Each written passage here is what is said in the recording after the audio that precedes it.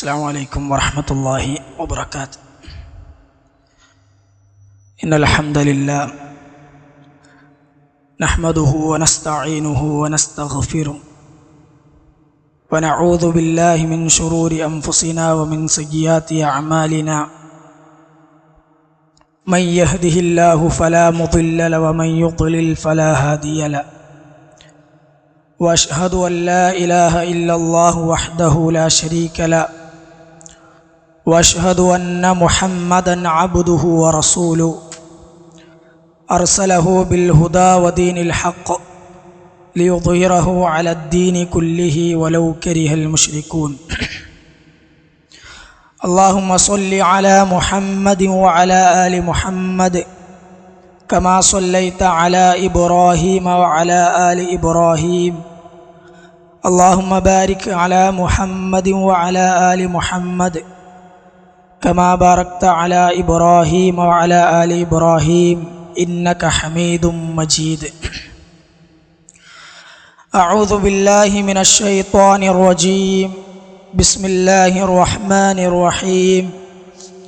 يا أيها الناس اتقوا ربكم الذي خلقكم من نفس واحدة وخلق منها زوجها وبث منهما رجالا كثيرا ونساء واتقوا الله الذي تساءلون به والأرحام إن الله كان عليكم رقيبا.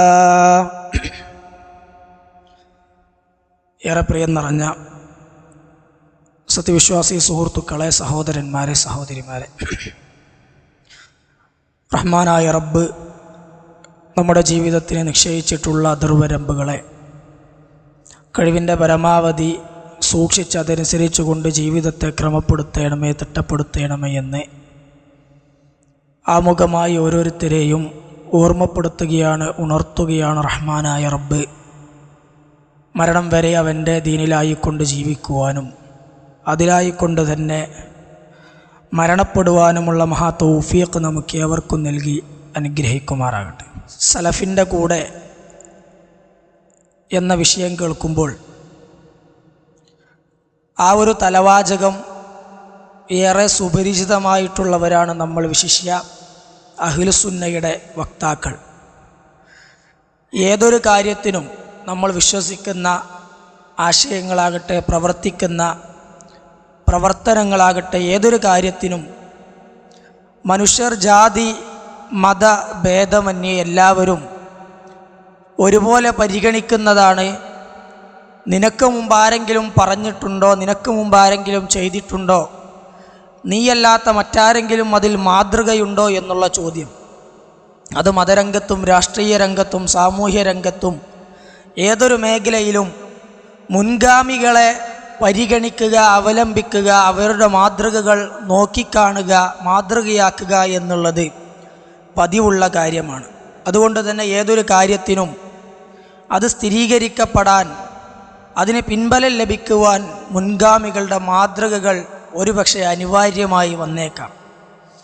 ഒരു മുസ്ലിമിനെ സംബന്ധിച്ചിടത്തോളം നമുക്കറിയാം, നമ്മളൊരു വ്യത്യസ്തമായ ഒരുപാട് ആശയങ്ങളും ആദർശങ്ങളും നിറഞ്ഞു നിൽക്കുന്ന ഒരു സമൂഹത്തിൽ ജീവിക്കുമ്പോൾ ഇസ്ലാമിൻ്റെ തനതായ ആശയത്തെ, ആദർശത്തെ മറ്റുള്ളതിൽ നിന്ന് വ്യതിരിക്തമായി, മറ്റുള്ളതിൽ നിന്ന് വേർതിരിച്ച് മനസ്സിലാക്കി കൊടുക്കാൻ നമ്മൾ പൊതുവെ ഉപയോഗിക്കുന്ന വാചകം തന്നെയാണ് മുൻഗാമികളുടെ മാതൃക.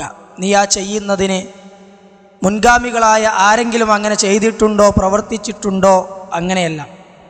പൊതുവെ നമ്മൾ അഖീദയുടെ വിഷയത്തിൽ, വിശ്വാസപരമായ രംഗത്ത്, ആദർശ രംഗത്തും അതുപോലെ തന്നെ ബിദ്അത്തുകളുടെ മേഖലയിൽ പ്രവാചകൻ സല്ലല്ലാഹു അലൈഹി വസല്ലമയിൽ നിന്നോ സ്വഹാബത്തിൽ നിന്നോ വ്യക്തമായി നമുക്ക് മാതൃകയില്ല എന്ന് നമുക്ക് മനസ്സിലാകുന്ന, ബോധ്യപ്പെടുന്ന കാര്യങ്ങൾ ആരെങ്കിലും പ്രവർത്തന തലത്തിൽ കൊണ്ടുവരുമ്പോൾ അവരോടെല്ലാം ഈ കാര്യം പ്രവാചകൻ സല്ലല്ലാഹു അലൈഹി വസല്ലമ വിശ്വസിച്ചിട്ടുണ്ടോ, സ്വഹാബത്ത് മാതൃക കാണിച്ചിട്ടുണ്ടോ, ഇന്ന കാര്യങ്ങളുടെ ഇന്ന പ്രവർത്തനങ്ങളിൽ അവരുടെ മാതൃകയുണ്ടോ എന്നെല്ലാം നമ്മൾ പൊതുവെ ചോദിക്കാറുണ്ട്. എന്നാൽ സലഫിൻ്റെ മാർഗം നോക്കുക, സലഫിൻ്റെ മാതൃകകളെ പരിശോധിക്കുക എന്നുള്ളത് അത് കേവലം ഒരു വിശ്വാസത്തിൽ മാത്രം ഒതുങ്ങുന്നതല്ല. കേവലം നമ്മുടെ കർമ്മങ്ങളെ, നമ്മുടെ ബിദ്അത്തിനെയും സുന്നത്തിനെയും വേർതിരിക്കുന്നതിൽ മാത്രം ഒതുങ്ങേണ്ടതല്ല. മറിച്ച് ഒരു വിശ്വാസിയുടെ സ്വർഗം ആഗ്രഹിക്കുന്ന, പരലോകത്തിന് വേണ്ടി ജീവിക്കുന്ന ഒരു വിശ്വാസിയെ സംബന്ധിച്ചിടത്തോളം അവൻ്റെ ജീവിതത്തിൻ്റെ നിഖില മേഖലകളെ അവൻ തൊട്ടറിയേണ്ടത് സലഫിൻ്റെ ജീവിതത്തിലൂടെയാണ്. അവൻ അള്ളാഹു അല്ലാത്തവരോട് സഹായം ചോദിക്കുന്നവരെ, പ്രാർത്ഥിക്കുന്നവരെ ചോദ്യം ചെയ്യുമ്പോൾ, ആ ആദർശത്തിൻ്റെ വിഷയത്തിൽ മുൻഗാമികളുടെ മാതൃക ചോദിക്കുമ്പോൾ, ആ മുൻഗാമികൾ അവരുടെ ഇബാദത്തിൻ്റെ വിഷയത്തിൽ, നിസ്കാരത്തിൻ്റെ വിഷയത്തിൽ എങ്ങനെയായിരുന്നു എന്ന് നാം അറിയേണ്ടതുണ്ട്. ഖബർ കെട്ടിപ്പൊക്കൽ പോലുള്ള ശിർക്കും ബിദ്അത്തും അടങ്ങിയിട്ടുള്ള പ്രവർത്തനങ്ങളുമായി സജീവമാകുന്ന ആളുകളോട് മുൻഗാമികൾ ഇങ്ങനെ എന്തെങ്കിലും ചെയ്തിട്ടുണ്ടോ, ഇതെന്നു മുതലാണ് തുടങ്ങിയത് എന്ന് ചോദിക്കുമ്പോൾ ഖബറിലേക്കുള്ള ഒരുക്കങ്ങൾ എങ്ങനെയായിരുന്നു മുൻഗാമികൾ നടത്തിയിരുന്നത് എന്ന് നാം ചിന്തിക്കേണ്ടതുണ്ട്. നമ്മുടെ നാട്ടിൽ വ്യത്യസ്തങ്ങളായ രീതിയിൽ താജു സ്വലാത്തും അതുപോലെ തന്നെ നാരിയ സ്വലാത്തും തുടങ്ങി വ്യത്യസ്തങ്ങളായ സ്വലാത്തുൽ ഫാത്തിഹും തുടങ്ങി വ്യത്യസ്തങ്ങളായ പേരുകളിൽ സ്വലാത്തുകൾ വ്യാപിക്കുമ്പോൾ, വ്യാജ സ്വലാത്തുകൾ വ്യാപിക്കുമ്പോൾ, അതിനെ വിമർശിക്കുകയും എതിർക്കുകയും യഥാർത്ഥ സ്വലാത്ത് പഠിപ്പിക്കുകയും ചെയ്യുമ്പോൾ, പ്രവാചകൻ സല്ലല്ലാഹു അലൈഹി വസല്ലമ പഠിപ്പിച്ച സ്വലാത്ത് സ്വഹാബത്തും താബീങ്ങളുമെല്ലാം ജീവിതത്തിൽ പകർത്തിയതും അവർ അത് ചൊല്ലുവാനും അതിനുള്ള പ്രാധാന്യം കണ്ടതും അതിന് സമയം കണ്ടെത്തിയത് എങ്ങനെയായിരുന്നു എന്നെല്ലാം നമ്മൾ ഓരോരുത്തരെയും ചിന്തിക്കുകയും അന്വേഷിക്കുകയും പഠിക്കുകയും ചെയ്യേണ്ടതാണ്.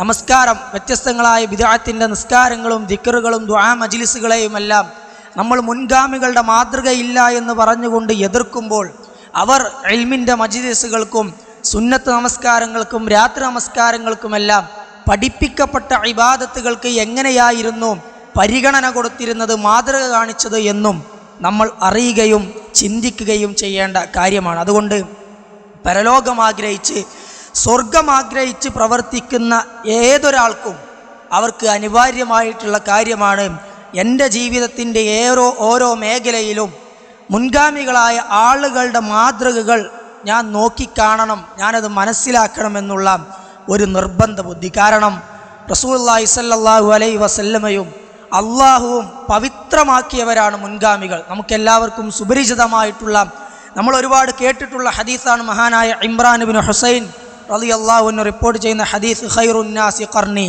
സുമ്മല്ലദീന യലൂനഹും സുമ്മല്ലദീന യലൂനഹും. ഏറ്റവും ഉത്തമരായ സമുദായം, ഏറ്റവും ഉത്തമ സമുദായം എന്ന് പറയുന്നത് സുമ്മല്ലദീന, എൻ്റെ സമുദായമാണ്. സുമ്മല്ലദീന യലൂനഹും സുമ്മല്ലദീന യലൂനഹും, പിന്നീട് അതിനെ തുടർന്ന് വരുന്നവർ, അതിനെ തുടർന്ന് വരുന്നവർ, സ്വഹാബത്ത്, താബീകൾ, താബിയു താബികൾ, അങ്ങനെയുള്ള ആ മുൻഗാമികളായ ആളുകൾ. ഖൈറുൻ നാസി ഖർനി, അവർ ഏറ്റവും ഉത്തമരാണ്. ഏറ്റവും ഉത്തമരായിട്ടുള്ള ആളുകൾ എന്ന് പറയുമ്പോൾ എല്ലാത്തിലും ഖൈറായിട്ടുള്ള ആളുകളാണ്. വിശ്വാസത്തിലായാലും പ്രവർത്തനത്തിലായാലും അവർ ഏറ്റവും ഖൈറിൻ്റെ ആളുകളായിരുന്നു എന്ന് വേണം നമുക്ക് മനസ്സിലാക്കാം.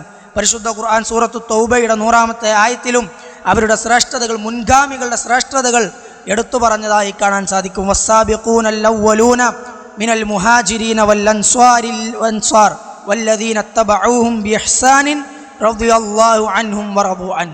വ്യത്യസ്തങ്ങളായ ആയത്തുകൾ ഈ വിഷയത്തിൽ നമുക്ക് കാണാൻ സാധിക്കും. കാരണം പ്രവാചകൻ സല്ലല്ലാഹു അലൈഹി വസല്ലമ പഠിപ്പിച്ചൊരു ആശയം, സ്വഹാബത്ത് പകർന്നു തന്ന ഒരു ആശയം, അത് അവരുടെ മുൻഗാമികളായ ആളുകളുടെ ഉള്ളിലേക്ക് കയറിയതുപോലെ, അവരുടെ മനസ്സിലേക്ക് തറച്ചവരായി ഉള്ളിലേക്ക് ഏറ്റെടുത്തവരായി ആരും ഉണ്ടാവുകയില്ല എന്നുള്ളതാണ് യാഥാർത്ഥ്യം. കാരണം അവർ നേരിട്ട് കേട്ടത് നബി സല്ലല്ലാഹു അലൈഹി വസല്ലമയിൽ നിന്നാണ്. അവർ നേരിട്ട് കേട്ടത് സ്വഹാബത്തിൽ നിന്നാണ്.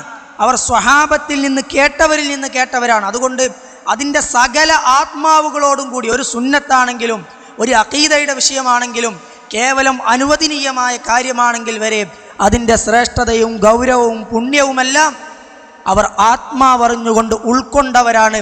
കാരണം അവർ അതിൻ്റെ സ്രോതസ്സിൽ നിന്നും നേരിട്ട് കേട്ടതാണ്. അതുകൊണ്ട് തന്നെ അവരുടെ ജീവിതത്തിൽ അത് പ്രോജ്വലിച്ച്, അതിൻ്റെ പ്രതിഫലനം അവരുടെ ജീവിതത്തിൽ പ്രോജ്വലിച്ച് നിന്നതായി നമുക്ക് കാണാൻ സാധിക്കും, വിശ്വാസത്തിലായാലും കർമ്മത്തിലായാലും. അതുകൊണ്ട് തന്നെ നമ്മൾ എല്ലാ കാര്യത്തിലും മറ്റുള്ള അവാന്തര വിഭാഗങ്ങളെ, ഇസ്ലാമിൻ്റെ അകത്തുള്ള വ്യത്യസ്തങ്ങളായ സംഘശക്തികളെ നമ്മൾ വ്യത്യസ്തങ്ങളായ വിഷയത്തിൽ എതിർക്കുമ്പോൾ, അടിസ്ഥാന വിഷയത്തിൽ തന്നെ അവരോട് മാതൃകകൾ തരയുമ്പോൾ, ഒരു വിശ്വാസി അഹ്ലുസുന്നയുടെ വക്താവ് എന്നുള്ള നിലക്ക് നമ്മളെപ്പോഴും ശ്രദ്ധിക്കേണ്ടതും വായിക്കേണ്ടതും മാതൃകയാക്കേണ്ടതുമാണ് നമ്മൾ ഇടപെടുന്ന ഓരോ മേഖലയിലും മുൻഗാമികൾ എത്രത്തോളം സൂക്ഷ്മത പാലിച്ചു, അവർ ഏതെല്ലാം രീതിയിൽ അതിനെ നോക്കിക്കണ്ടു എന്നെല്ലാം. അങ്ങനെയാണെങ്കിൽ നമ്മുടെ ദുർബലമായ നമ്മുടെ ഈമാൻ ദിനം പ്രതി പരിപോഷിപ്പിക്കാൻ നമുക്ക് സാധിക്കുമെന്നുള്ളത് ഒരു യാഥാർത്ഥ്യമാണ്.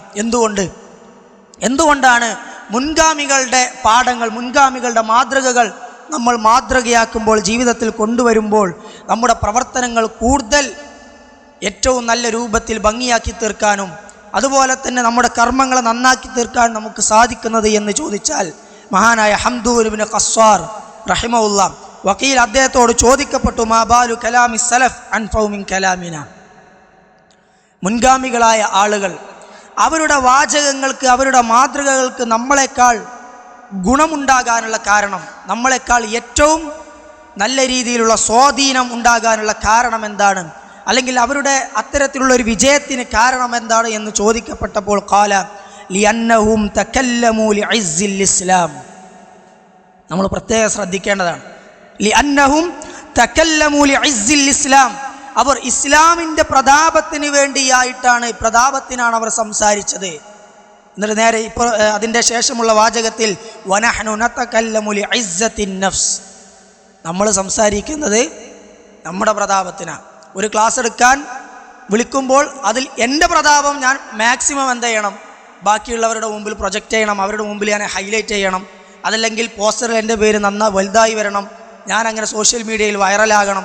അതല്ല എങ്കിൽ എൻ്റെ ക്ലാസ് കേട്ട് ഒരുപാട് ആളുകൾ നന്നായി എന്നുള്ള അഭിപ്രായം പറയുമ്പോൾ ആളുകൾക്ക് ഇങ്ങനെ ഞാനങ്ങനെ ദീനക്കുഷാറായിട്ട് പറയുന്നൊരു ശൈലിയുള്ളയാളാണ്, ഹൃദ്യമായ സംസാരമുള്ളയാളാണ്. അങ്ങനെ സ്വന്തം പബ്ലിസിറ്റിക്ക് വേണ്ടി, അതല്ലെങ്കിൽ സ്വന്തമായിട്ട് അതിന് വലിയൊരു പ്രഭാഷകനും പണ്ഡിതനൊന്നും വേണ്ട, നമ്മൾ സാധാരണ നാട്ടിൽ പ്രവർത്തിക്കുന്ന ഒരു വ്യക്തിയാണ്, ഒരു ദീനിന് വേണ്ടി ഖിദ്മത്ത് ചെയ്യുന്ന, സേവനമനുഷ്ഠിക്കുന്ന വ്യക്തിയാണ്. അപ്പോൾ നമ്മൾ ചെയ്യുന്ന പ്രവർത്തനങ്ങൾക്ക് കുറച്ചുകൂടി സ്വീകാര്യതയും കുറച്ചുകൂടി ആളുകളുടെ അടുക്കൽ ഒരു സ്വീകാര്യതയൊക്കെ ലഭിക്കുന്നതായി തോന്നിയാൽ നമ്മളതിൽ സജീവമാകും. എന്തിന് പ്രവർത്തിക്കുന്നു, എന്താണിത് കൊണ്ടുള്ള ഗുണം, ഞാൻ എന്തിനാണ് ഇതിൻ്റെ പിന്നാലെ പോകുന്നത് എന്ന് പോലും ചിന്തിക്കാൻ സാധിക്കാതെ കേവലം ഒരു പ്രവർത്തനമായി, ഒരു സംഘടനാ പ്രവർത്തനമായി, അതല്ലെങ്കിൽ നമ്മുടെ ഒരു പതിവ് പ്രവർത്തനമായി ദീനീ പ്രവർത്തനം മാറും ഇസ്സത്തുൻ നഫ്സിന് വേണ്ടിയായാൽ. അപ്പോഴാണ് ഓരോരോ പ്രശ്നങ്ങളും പരാതികളും ആ രംഗത്ത് പിന്നോട്ട് വലിയും മടുപ്പും അലസതയും ഒക്കെ ഉണ്ടാവുക. നേരെ മറിച്ച് മുൻഗാമികളെ പോലെ ഇസ്ലാമിൻ്റെ പ്രതാപത്തിന് വേണ്ടിയാണ് നമ്മൾ സംസാരിക്കുന്നത്. സ്വന്തമായിട്ട് ഒന്നും നമ്മളതിൽ എക്സ്ട്രാ ആഗ്രഹിക്കുന്നില്ല. അതാണ് അവരുടെ സംസാരവും നമ്മുടെ സംസാരവും തമ്മിലുള്ള വ്യത്യാസം. അതുപോലെ തന്നെ വനജാത്തിൻ നുഫൂസ് വരിദുർ റഹ്മാൻ, അവർ വിജയത്തിന് വേണ്ടിയാണ്, അവർ സ്വന്തത്തിൻ്റെ വിജയത്തിന് വേണ്ടിയാണ് അവർ സംസാരിച്ചിരുന്നത്, അള്ളാഹുവിൻ്റെ തൃപ്തിക്ക് വേണ്ടിയാണ് അവർ പണിയെടുത്തിരുന്നത്. എന്നാൽ നമ്മൾ വനഹ്നു നതകല്ലമു ലിഇസ്സത്തിൻ നഫ്സി വതലബുദ് ദുനിയ, ദുനിയാവെന്ന് ലോകത്തുനിന്ന് എന്തെങ്കിലും, അത് ചിലപ്പോൾ സാമ്പത്തികമാകാം, പുകയ്ത്തലുകളാകാം, പ്രശസ്തിയാകാം, സ്ഥാനമാകാം, അംഗീകാരമാകാം, കുറച്ച് നല്ല വാചകങ്ങളാകാം, അങ്ങനെ എന്തെങ്കിലുമൊക്കെ ലഭിക്കാനായിരിക്കും നമ്മൾ ഈ മുൻഗാമികൾക്ക് ശേഷമുള്ള പിൻഗാമികളായ നമ്മൾ ആ രീതിയിലുള്ള ദീനീ പ്രവർത്തനങ്ങളിൽ ഏർപ്പെടുന്നത്. വഖബൂലിൽ ഖൽഖി, ജനങ്ങൾക്കിടയിൽ സ്വീകാര്യത ലഭിക്കാൻ. 2-3 പ്രാവശ്യം ഒരു കാര്യം ചെയ്തു, പക്ഷേ ആരും തിരിഞ്ഞു നോക്കിയില്ല. അപ്പം എന്ത് ചെയ്യും, ആരും ശ്രദ്ധിക്കണില്ല, ഞാനവിടെ ആ പരിപാടി നിർത്തിവെച്ച് പോകും. അത് ഖബൂലുൽ ഖൽഖാണ്, ജനങ്ങളിൽ നിന്ന് സ്വീകാര്യത ലഭിക്കാൻ. നേരെ മറിച്ച് ദീനിന് വേണ്ടിയിട്ടുള്ള പ്രവർത്തനമാണെങ്കിൽ നൂഹ് നബി അലൈഹിസ്സലാം ചെയ്തതുപോലെ മടുപ്പില്ലാതെ വർഷങ്ങളോളം, പതിറ്റാണ്ടുകളോളം, നൂറ്റാണ്ടുകളോളം കർമ്മരംഗത്ത് സജീവമാകാൻ നമുക്ക് പ്രയാസമുണ്ടാവുകയില്ല. മഹാനായ ഇമാം മാലിക് റഹിമഹുല്ലാ പറഞ്ഞൊരു വാചകമുണ്ട്, മുൻഗാമികളായ ആളുകൾ ഏതൊരു കാര്യം കൊണ്ടാണോ അവരുടെ കാര്യങ്ങൾ നന്നായി തീർന്നത്, അതുകൊണ്ട് മാത്രമാണ് നമ്മളും നമ്മുടെ കാര്യങ്ങളും നന്നായി തീരുക, ഏറ്റവും നല്ല രീതിയിലായി തീരുക എന്നെല്ലാം പറയുന്നതായി കാണാൻ സാധിക്കും. അതുകൊണ്ട് മുൻഗാമികളുടെ ഓരോ പ്രവർത്തനത്തിലും ഓരോ വാക്കുകളിലും നമുക്ക് മാതൃകയുണ്ട്.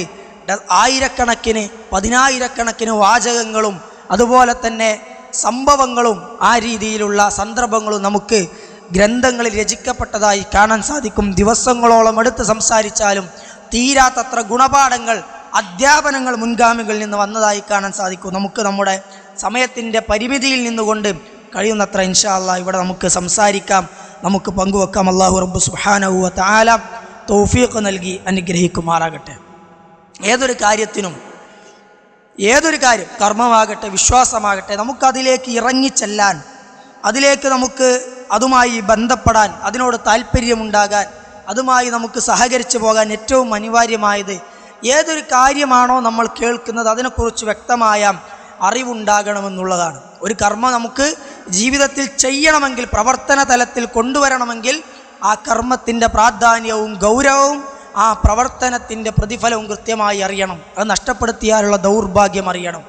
ഒരു കാര്യത്തിൽ നിന്ന് വിട്ടു നിൽക്കണമെങ്കിൽ അതിലൂടെ നമുക്ക് വന്നു ചേരാവുന്ന കഷ്ടതകൾ എന്തെല്ലാമാണ്, ദുരന്തങ്ങൾ എന്തെല്ലാമാണെന്ന് കൃത്യമായി അറിയണം. അപ്പോൾ മാത്രമാണ് കർമ്മങ്ങളോടൊരു മഹബത്ത്, കർമ്മങ്ങൾ ചെയ്യാനുള്ളൊരു ഇഷ്ടവും തിന്മകളിൽ നിന്ന് വിട്ടുനിൽക്കാനുള്ളൊരു മനസ്സും നമുക്കുണ്ടാവുകയുള്ളൂ. അതുകൊണ്ട് തന്നെ ഏതൊരു കാര്യം ദീനിയായിട്ടൊരു വിജ്ഞാനം പകർന്നു നൽകപ്പെടുന്നുണ്ട്, ദീന് ചർച്ച ചെയ്യപ്പെടുന്നുണ്ട്, ദീനിൻ്റെ രംഗങ്ങളിൽ വ്യത്യസ്തങ്ങളായ രീതിയിൽ നമ്മൾ കേൾക്കുന്ന ഖുർആൻ ക്ലാസ്സുകളാകട്ടെ, ഇതുപോലുള്ള സദസ്സുകളാകട്ടെ, പ്രഭാഷണങ്ങളാകട്ടെ, മറ്റ് എന്ത് കാര്യങ്ങളാണ് ദീനിയായ മജ്ലിസ് സംഘടിപ്പിക്കപ്പെടുന്നുണ്ടോ, എനിക്ക് അതിനേക്കാൾ പുണ്യം കിട്ടുന്നൊരു കാര്യമുണ്ട്. അതല്ലെങ്കിൽ എനിക്കതിന് പോകാൻ അള്ളാഹുവിൻ്റെ മുമ്പിൽ ബോധ്യപ്പെടുത്താൻ പറ്റുന്ന ഒരു കാരണം എനിക്കുണ്ട്. മറ്റു ചില തടസ്സങ്ങൾ, ലൊരീരിയായ തടസ്സങ്ങൾ എനിക്കുണ്ട്. അങ്ങനെയാണെങ്കിൽ നമുക്ക് പ്രശ്നമില്ല. അല്ലാത്ത ഒരു ദീനിൻ്റെ കാര്യം പങ്കുവെക്കപ്പെടുന്നു എന്ന് നമ്മൾ കേൾക്കുന്ന, അറിയുന്ന ഒരു സദസ്സിൽ സാധ്യമാകുന്നത്ര ഏതൊരു കാര്യങ്ങളെ മാറ്റിവെച്ചും പങ്കെടുക്കാൻ നമുക്ക് സാധിക്കണമെന്നുള്ളതാണ്. മഹാനായ അബുൽ ആലിയ റഹിമഹുല്ലാ അവിടുത്തെ വാചകം നമുക്ക് കാണാൻ സാധിക്കും. ഇന്നാ കുന്നാ നസ്മഉ റിവായത്ത് ബിൽ ബസറ, ഞങ്ങൾ ബസറയിൽ നിന്നൊരു റിവായത്ത് കേട്ടാൽ, അന്ന സഹാബി റസൂലില്ലാഹി സ്വല്ലല്ലാഹു അലൈഹി വസല്ലം ഫലൻ നർദ ഹത്താ റകിബ്നാ ഇലൽ മദീനതി ഫസമഅനാഹാ മിൻ അഫ്വാഹിം. ബസറയിൽ നിന്ന് പ്രവാചകൻ സല്ലല്ലാഹു അലൈഹി വസല്ലമയുടെ സ്വഹാബത്തിനെ തൊട്ട് ഞങ്ങളൊരു വാർത്ത കേട്ടാൽ, ഒരു റിവായത്ത് കേട്ടാൽ, അത് ഞങ്ങളുടെ വാഹനപ്പുറത്തേറി ഞങ്ങൾ യാത്രാമാർഗം ഒരുക്കി അവിടെ ചെന്ന് നേരിട്ട് അവരുടെ നാവിൽ നിന്ന് കേൾക്കുന്നത് വരെ, അവരുടെ വായയിൽ നിന്ന് കേൾക്കുന്നത് വരെ ഞങ്ങളുടെ മനസ്സ് തൃപ്തിയടയില്ല, ഞങ്ങൾക്കൊരു തൃപ്തി വരില്ല എന്ന് മുൻഗാമികളായ താബീകളായ മഹാന്മാരായ ഉലമാക്കൾ രേഖപ്പെടുത്തുകയാണ്. അത്രത്തോളം ഒരു ദീനിയായ ഒരു കാര്യം കേൾക്കുമ്പോൾ അതിനോട് താല്പര്യം വെച്ച് പുലർത്തിയിരുന്നവരായിരുന്നു എന്ന് കാണാൻ സാധിക്കും. മഹാനായ ഇബ്നു ശിഹാബ് അസ്സുഹരി റഹിമഹുല്ല അദ്ദേഹം ക്ലാസ്സുകളെ കുറിച്ച് പറയുന്നതായി കാണാൻ സാധിക്കും. ഇശായിന് ശേഷം ഇരുന്നാൽ ചില വിഷയങ്ങൾ സംസാരിക്കാൻ തുടങ്ങിയാൽ സുബഹി വരെ ആ ക്ലാസ് നീണ്ടുപോകുമെന്നുള്ളതാണ്. നമ്മളൊക്കെ ചെറിയ എന്തെങ്കിലും തടസ്സങ്ങൾ കിട്ടിയാൽ, എന്തെങ്കിലും തടസ്സങ്ങൾ ഉണ്ടോ എന്ന് തപ്പി നോക്കണം. സാധാരണ ഉദാഹരണം പറയലുണ്ട്, നമ്മളൊരു ഖുർആൻ ക്ലാസ്സിന് നമ്മൾ ക്ഷണിക്കപ്പെട്ടു, ഇന്ന് ഒരു ചൊവ്വാഴ്ച ഖുർആൻ ക്ലാസ് ഉണ്ടെങ്കിൽ ആ ഖുർആൻ ക്ലാസ്സിന് നമുക്ക് എന്ത് തടസ്സങ്ങളുണ്ടെങ്കിലും അതെല്ലാം വലിച്ചിട്ടിട്ട് നമ്മൾ സംഘാടകരോട് ഉദ്റ് പറയാൻ നമ്മൾ എന്ത് ചെയ്യും? നമ്മൾ പ്രത്യേകം ശ്രദ്ധിക്കും. കുറച്ച് അതിഥികൾ വരുന്നുണ്ട്, ഒരു ഗസ്റ്റ് വരുന്നുണ്ട്, ഞാനേ ഭാര്യയ്ക്കൊരു മരുന്ന് വാങ്ങാണ്ട്, അത് ക്ലാസ് കഴിഞ്ഞാലും കിട്ടും, പക്ഷേ ഭാര്യയ്ക്കൊരു മരുന്ന് വാങ്ങാണ്ട്, ഇന്ന് എനിക്കൊരു സ്ഥലം വരെ പോകണം, സ്ഥലം എന്താ ആവശ്യം എന്താണെന്ന് പറയും, ഇന്ന് എനിക്കൊരു ചെറിയൊരു സ്ഥലം വരെ പോകാണ്ട്, ഒരു അത്യാവശ്യമുണ്ട്, അങ്ങനെ എന്തെങ്കിലും പറഞ്ഞിട്ട് എന്ത് ചെയ്യും? ഒരു ഖുർആൻ ക്ലാസ്സിന് ക്ഷണിക്കുന്നയാളെ, ഒരു ക്ലാസ്സിന് ക്ഷണിക്കുന്നയാളെ നമ്മൾ മുടക്കും. എന്നാൽ ഇന്നേ വരെ ഒരു സൽക്കാരത്തിന് ക്ഷണിക്കപ്പെട്ടിട്ട് അതല്ലെങ്കിൽ എന്തെങ്കിലും ഒരു കാര്യത്തിന് നമ്മളൊന്ന് പുറത്തു പോകല്ലേ, എൻ്റെ കൂടെ ഒന്ന് വരുമെന്ന് ചോദിക്കുമ്പോൾ അല്ല ഇന്ന് ഖുർആൻ ക്ലാസ് ഉണ്ട് വരാൻ കഴിയൂല എന്ന് പറഞ്ഞൊരു സംഭവം ചിലപ്പോൾ നമ്മുടെ ജീവിതത്തിലുണ്ടാവില്ല. ദുനിയാവിൻ്റെ ഏത് ആവശ്യത്തിനും ഖുർആൻ ക്ലാസ് ആകട്ടെ, ദീനിൻ്റെ മജ്ലിസുകളാകട്ടെ ഒക്കെ നമ്മൾ എന്ത് ചെയ്യും? മാറ്റി നിർത്തും. എന്നാൽ ഇതുണ്ട് എന്ന് പറഞ്ഞ് അത് ഒഴിവാക്കുന്നൊരു അവസ്ഥ ഉണ്ടാവില്ല. ദുനിയാവിന് വേണ്ടി ദീന് ഒഴിവാക്കാൻ തയ്യാറാണ്, പക്ഷേ ദീനിന് വേണ്ടി ദുനിയാവ് ഒഴിവാക്കാൻ ഇന്നേ ഒരു സംഭവം പോലും, നമ്മളിങ്ങനെ ആലോചിച്ചാൽ മതി, ഒരു സംഭവം പോലും ചിലപ്പോൾ നമ്മുടെ ജീവിതത്തിൽ ഉണ്ടായിക്കൊള്ളണമെന്നില്ല. മഹാനായ ഇസ്ഹാഖ് ഇബ്നു റാഹവൈ, ഇമാം ബുഖാരി റഹിമഹുള്ളയുടെ ഉസ്താദാണ്. അദ്ദേഹത്തിൻ്റെ ഒരു സംഭവം, തസവ്വജ ഇസ്ഹാഖ് ഇബ്നു റാഹവൈ ബിംറാത്തി റജുലിൻ കാന ഇൻദഹു കുതുബ് ശാഫഈ. ഇസ്ഹാഖ് ഇബ്നു റാഹവൈ ഒരു സ്ത്രീയെ വിവാഹം ചെയ്തു. ആ സ്ത്രീയെ വിവാഹം കഴിക്കാനുള്ള കാരണം, അവളുടെ ആദ്യ ഭർത്താവ് മരണപ്പെട്ടപ്പോൾ ആ ഭർത്താവിൻ്റെ അടുക്കൽ ഇമാം ഷാഫി റഹിമഹുള്ളയുടെ ഗ്രന്ഥങ്ങളുണ്ടായിരുന്നു. അത് കാരണമാണ് എന്ത് ചെയ്ത് ഇസ്ഹാഖ് ഇബ്നു റാഹവൈഹി ആ സ്ത്രീയെ വിവാഹം ചെയ്തത്. അത്രത്തോളം ദീനിനെയും ഇൽമിനെയും ഗ്രന്ഥങ്ങളെയും അതിൻ്റെ മജ്ലിസുകളെയും എല്ലാം സ്നേഹിക്കുകയും അതിനുവേണ്ടി എത്രത്തോളം അങ്ങേ അറ്റം പോകാൻ സാധിക്കും അത്രത്തോളം പോകാൻ വേണ്ടി ശ്രമിച്ചവരാണെന്ത് മുൻഗാമികളായ ആളുകൾ.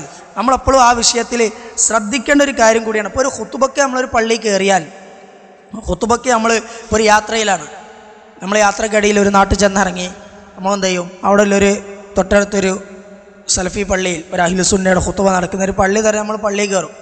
നമ്മൾ പള്ളിയിൽ കയറിയാൽ വുളു എടുത്ത് അവിടെ 2 റക്അത്തൊക്കെ സുന്നത്ത് നിസ്കരിച്ച് നമ്മൾ ഇരിക്കുമ്പോൾ ഞാനൊരു വലിയ ഇബാദത്തിലാണ്, നിസ്കാരം പോലെ നോമ്പ് പോലെ അള്ളാഹുവിലേക്ക് അടുപ്പിക്കുന്ന പ്രവാചകൻ സല്ലല്ലാഹു അലൈഹി വസല്ലം പഠിപ്പിച്ചൊരു ഇബാദത്തിലാണ് എന്ന് കരുതി പല ആളുകളും ഇരിക്കൂല. നമ്മളെന്ത് ചെയ്യുക, ഇന്നത്തെ ഖതീബ് ഇപ്പോൾ ആരാണാവോ, ഖുതുബ ഇപ്പം എന്താ വിഷയമാവോ, ഖുതുബ എങ്ങനെ പറയണാവോ, എന്നൊരു ഖുതുബ പറയുമ്പോൾ എന്ത് ചെയ്യും, നമ്മളിങ്ങനെ നോക്കും, ആ ശൈലി ശരിയായില്ല, അതല്ലെങ്കിൽ അതിങ്ങനെയാണ് അവതരിപ്പിക്കേണ്ടി, ഖതീബിനോട് നമ്മൾ മനസ്സിൽ അതിങ്ങനെയാണ് അവതരിപ്പിക്കേണ്ടി, അത് നിങ്ങളിങ്ങനെ പറഞ്ഞപ്പോൾ ജനങ്ങൾക്ക് ഇതിങ്ങനെയാണ് കുറച്ചും, അങ്ങനെ നമ്മൾ അതിങ്ങനെ അതിലേക്ക് ഇതുമ്പാട് ആഡ് ചെയ്യേണ്ടിനി.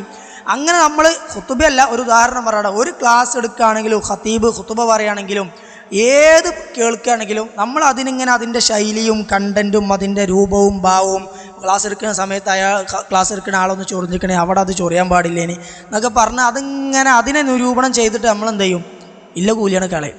നേരെ മറിച്ച് ഖുതുബ എന്താണ്, ജുമുഅ ഇബാദത്താണ്, ഇവിടെ മജ്ലിസിലിരിക്കൽ ഇബാദത്താണ്. ക്ലാസ് എടുക്കുന്നയാളെ ശൈലി എന്തായിക്കോട്ടെ, അയാൾ ചിലപ്പോൾ മുറിഞ്ഞ് സംസാരിക്കുന്നയാളാക്കാരം, നല്ല ഫ്ലോയിൽ സംസാരിക്കുന്നയാളാക്കാരം, നീട്ടി പറയുന്ന ആളാക്കാരം, ഒച്ചയിൽ പറയുന്ന ആളാക്കാരം, എന്താണെങ്കിലും എന്താപ്പാ പറയണത് അതാണ് നമ്മൾ നോക്കേണ്ടത്.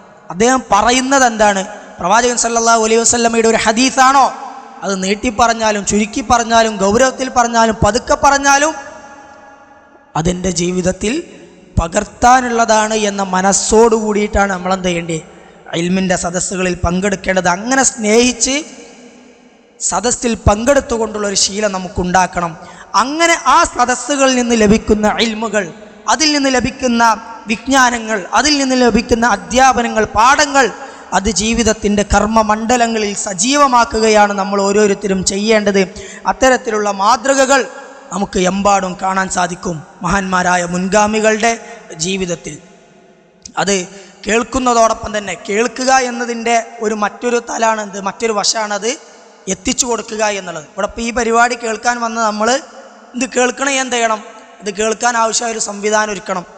അത് ദഅവത്ത് എന്ന് പറഞ്ഞാലും മുൻഗാമികളുടെ അവരുടെ രക്തത്തിൽ അലിഞ്ഞു ചേർന്ന സംഭവമായിരുന്നു എന്നുള്ളതാണ്. നമുക്ക് വ്യത്യസ്തങ്ങളായ സംവിധാനങ്ങളും സംരംഭങ്ങളുണ്ട്, പക്ഷേ വ്യക്തിപരമായി കൊണ്ട് യാതൊരു സംവിധാനവും സമൂഹത്തിൽ ഇല്ലാതിരുന്നിട്ടും വ്യക്തിപരമായി കൊണ്ട് ദഅവത്ത് എന്നുള്ള ആ ഒരു മഹത്തായ അമലിൽ വിട്ടുവീഴ്ചയില്ലാതെ മുന്നോട്ട് പോയ മുൻഗാമികൾ, അവർ ഇൽമ് സ്വീകരിക്കുന്നതോടൊപ്പം അത് മറ്റുള്ളവർക്ക് എത്തിച്ചു കൊടുക്കാൻ പരിശ്രമിച്ച എമ്പാടും ഉദാഹരണങ്ങൾ നമുക്ക് കാണാൻ സാധിക്കും. മഹാനായ ഷെയ്ഖ് അബ്ദുള്ള ഇബ്നു ജാർ റഹിമഹുല്ലാ, അദ്ദേഹത്തിൻ്റെ വിശാലമായ ചരിത്രങ്ങൾ, ദഅ്വാ രംഗത്ത് അദ്ദേഹം സഹിച്ച ത്യാഗങ്ങളും അദ്ദേഹം ത്യജിച്ച കാര്യങ്ങളുമൊക്കെ വിശദമായിട്ട് രേഖപ്പെടുത്തിയതായി കാണാൻ സാധിക്കും. അദ്ദേഹത്തെക്കുറിച്ച് പറയുമ്പോൾ അദ്ദേഹത്തിൻ്റെ ശരീരം, ആരോഗ്യം, അദ്ദേഹത്തിൻ്റെ സമയത്തിൻ്റെ സിംഹഭാഗം, അദ്ദേഹത്തിന് ഒരു വിശ്രമിക്കാൻ, ഒരു ആശ്വസിക്കാൻ, ഒരു 5 മിനിറ്റ് പോലും ഇരിക്കാനൊഴിവില്ലാതെ ആ സമയവും ദീനീ പ്രബോധനത്തിന് വേണ്ടി മാറ്റിവെച്ച്, സമ്പത്തിൻ്റെ നല്ലൊരു ഭാഗവും ദീനീ പ്രബോധനത്തിന് വേണ്ടി മാറ്റിവെച്ച് ജീവിച്ച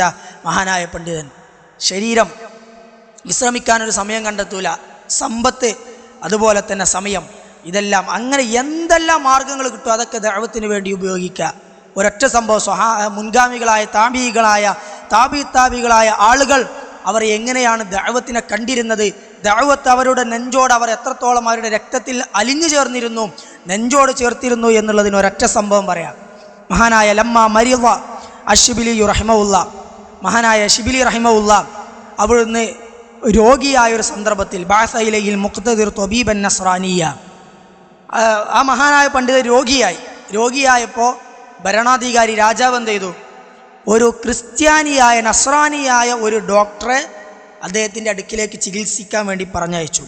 ഫഖാല ലഹു ത്വബീബ്, അദ്ദേഹത്തോട് ഡോക്ടർ പറഞ്ഞു, ആ ക്രിസ്ത്യാനിയായ ത്വബീബ് പറഞ്ഞു, ഫലൗ അലിംതു അന്ന ഖത്അ ബഅദ് ജസദി യശ്ഫീക ലഖതഅതുഹു,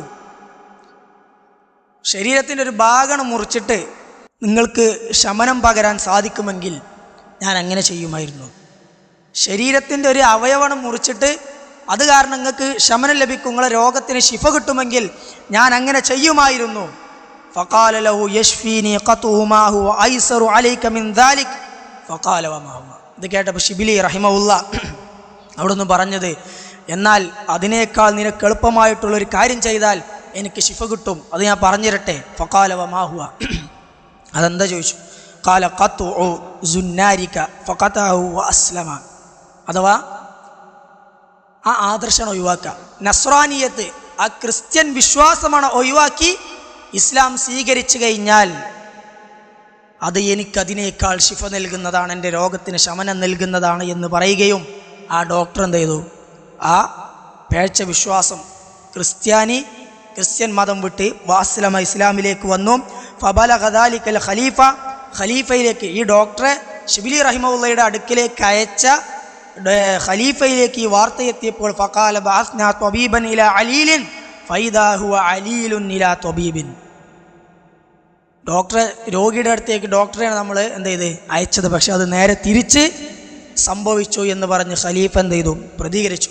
അപ്പോൾ രോഗിയായി ഒരു പ്രയാസത്തിൽ കിടക്കുമ്പോൾ രോഗത്തിന് ശമനം നൽകാൻ വന്ന, ചികിത്സിക്കാൻ വന്ന ഡോക്ടർ നസ്രാനിയായത് കാരണം നിങ്ങൾ ഇസ്ലാം സ്വീകരിച്ചാൽ അതായിരിക്കും എനിക്ക് നിങ്ങളൊരു ശരീരത്തിനൊരു ഭാഗം മുറിക്കുന്നതിനേക്കാൾ എനിക്ക് ശിഫ നൽകാനുള്ള കാരണമെന്ന് പറഞ്ഞ് ഇസ്ലാമിലേക്ക് കൊണ്ടുവരാൻ ദഅവത്ത് ചെയ്യാൻ കാണിച്ച ആ ഒരു മനസ്സും അപ്പോഴുണ്ടായിരുന്ന ആ ഒരു സന്നദ്ധതയും അത് നമ്മൾ ഓരോരുത്തരെയും ദഅവത്ത് എന്ന് പറഞ്ഞാൽ ഒരാളൊരു ക്ലാസ്സിന് ക്ഷണിച്ചു, അല്ലെങ്കിൽ ഒരു മീറ്റിങ്ങിന് ക്ഷണിച്ചു, അല്ലെങ്കിൽ നമ്മളെന്തെങ്കിലും ഒരു സംരംഭത്തിന് നമ്മളെ പിന്നാലെ കൂടി നമ്മളെ വാട്സപ്പിൽ മെസ്സേജ് അയച്ച് ഇടങ്ങേറാക്കി, അപ്പോൾ മാത്രമേ ചെയ്യേണ്ടത്. അത് നമ്മൾ ഓരോരുത്തരും നമ്മുടെ മനസ്സിലുണ്ടാവേണ്ടതാണ്. നമ്മുടെ മനസ്സിൽ നമ്മളെ നാട്ടിൽ ഇങ്ങനെയൊക്കെ ചെയ്യാൻ കഴിയും, ആ വ്യക്തിയിൽ ഇങ്ങനെയൊക്കെ ചെയ്യാൻ കഴിയും, നമ്മുടെ വാട്സപ്പിൽ ഇങ്ങനെയൊക്കെ ചെയ്യാൻ കഴിയും, എനിക്ക് എന്ത് ചെയ്യാൻ കഴിയും, ഞാൻ എന്താണ് ചെയ്യുന്നത് എന്ന് നമ്മൾ ഓരോരുത്തരും ആലോചിച്ച് ആ രംഗത്ത് എനിക്ക് അള്ളാഹുവിൻ്റെ അടുക്കൽ നിന്നും വാരിക്കൂട്ടാനുള്ളതാണ് എന്നുള്ള ഉത്തമ ബോധ്യത്തോടു കൂടി ആ രംഗത്ത് എന്ത് ചെയ്യുക, മുന്നോട്ട് പോവുക. കാരണം അത്രത്തോളം മഹത്വവൽക്കരിച്ച് പരിശുദ്ധ ഖുർആൻ പറഞ്ഞതാണ്, വമൻ അഹ്സനു ഖൗലൻ മിമ്മൻ ദആ ഇലല്ലാഹ് വഅമില സ്വാലിഹൻ വഖാല ഇന്നനി മിനൽ മുസ്ലിമീൻ. വമൻ അഹ്സനു ഖൗലൻ മിമ്മൻ ദആ ഇലല്ലാഹ്, അള്ളാഹുവിലേക്ക് ക്ഷണിക്കുന്നവനേക്കാൾ നല്ല വാക്ക് പറഞ്ഞവനില്ല. വഅമില സ്വാലിഹ, സൽക്കർമ്മങ്ങൾ പ്രവർത്തിക്കുകയും വഖാല ഇന്നനി മിനൽ മുസ്ലിമീൻ, ഞാൻ മുസ്ലിമീങ്ങളിലാണെന്ന് പറയുകയും ചെയ്തവൻ. മഹാനായ ഇമാം ഹസനുൽ ബസ്രി റഹിമഹുല്ലാഹ് ഈ ആയത്ത് ഓതിക്കൊണ്ട് പറയുമായിരുന്നത്രേ, ഹാദാ ഹബീബുല്ലാഹി വഹാദാ വലിയുല്ലാഹ്, അള്ളാഹുവിലേക്ക് ഏറ്റവും ഇഷ്ടപ്പെട്ട അള്ളാഹുവിൻ്റെ വലിയ. അത്ര മഹത്വരമേറിയ ഒരു പ്രവർത്തനമാണ് ഒരു ക്ലാസ് സംഘടിപ്പിക്കുന്നതിലൂടെ, ഒരാൾക്കൊരു നന്മ പറഞ്ഞു കൊടുക്കുന്നതിലൂടെ, തെറ്റ് തിരുത്തുന്നതിലൂടെ, നന്മയുടെ പ്രചാരകനും സഹചാരിയും അതിൻ്റെ വക്താവുമായി മുന്നോട്ട് പോകുന്നതിലൂടെ നമുക്ക് ലഭിക്കുന്നത്.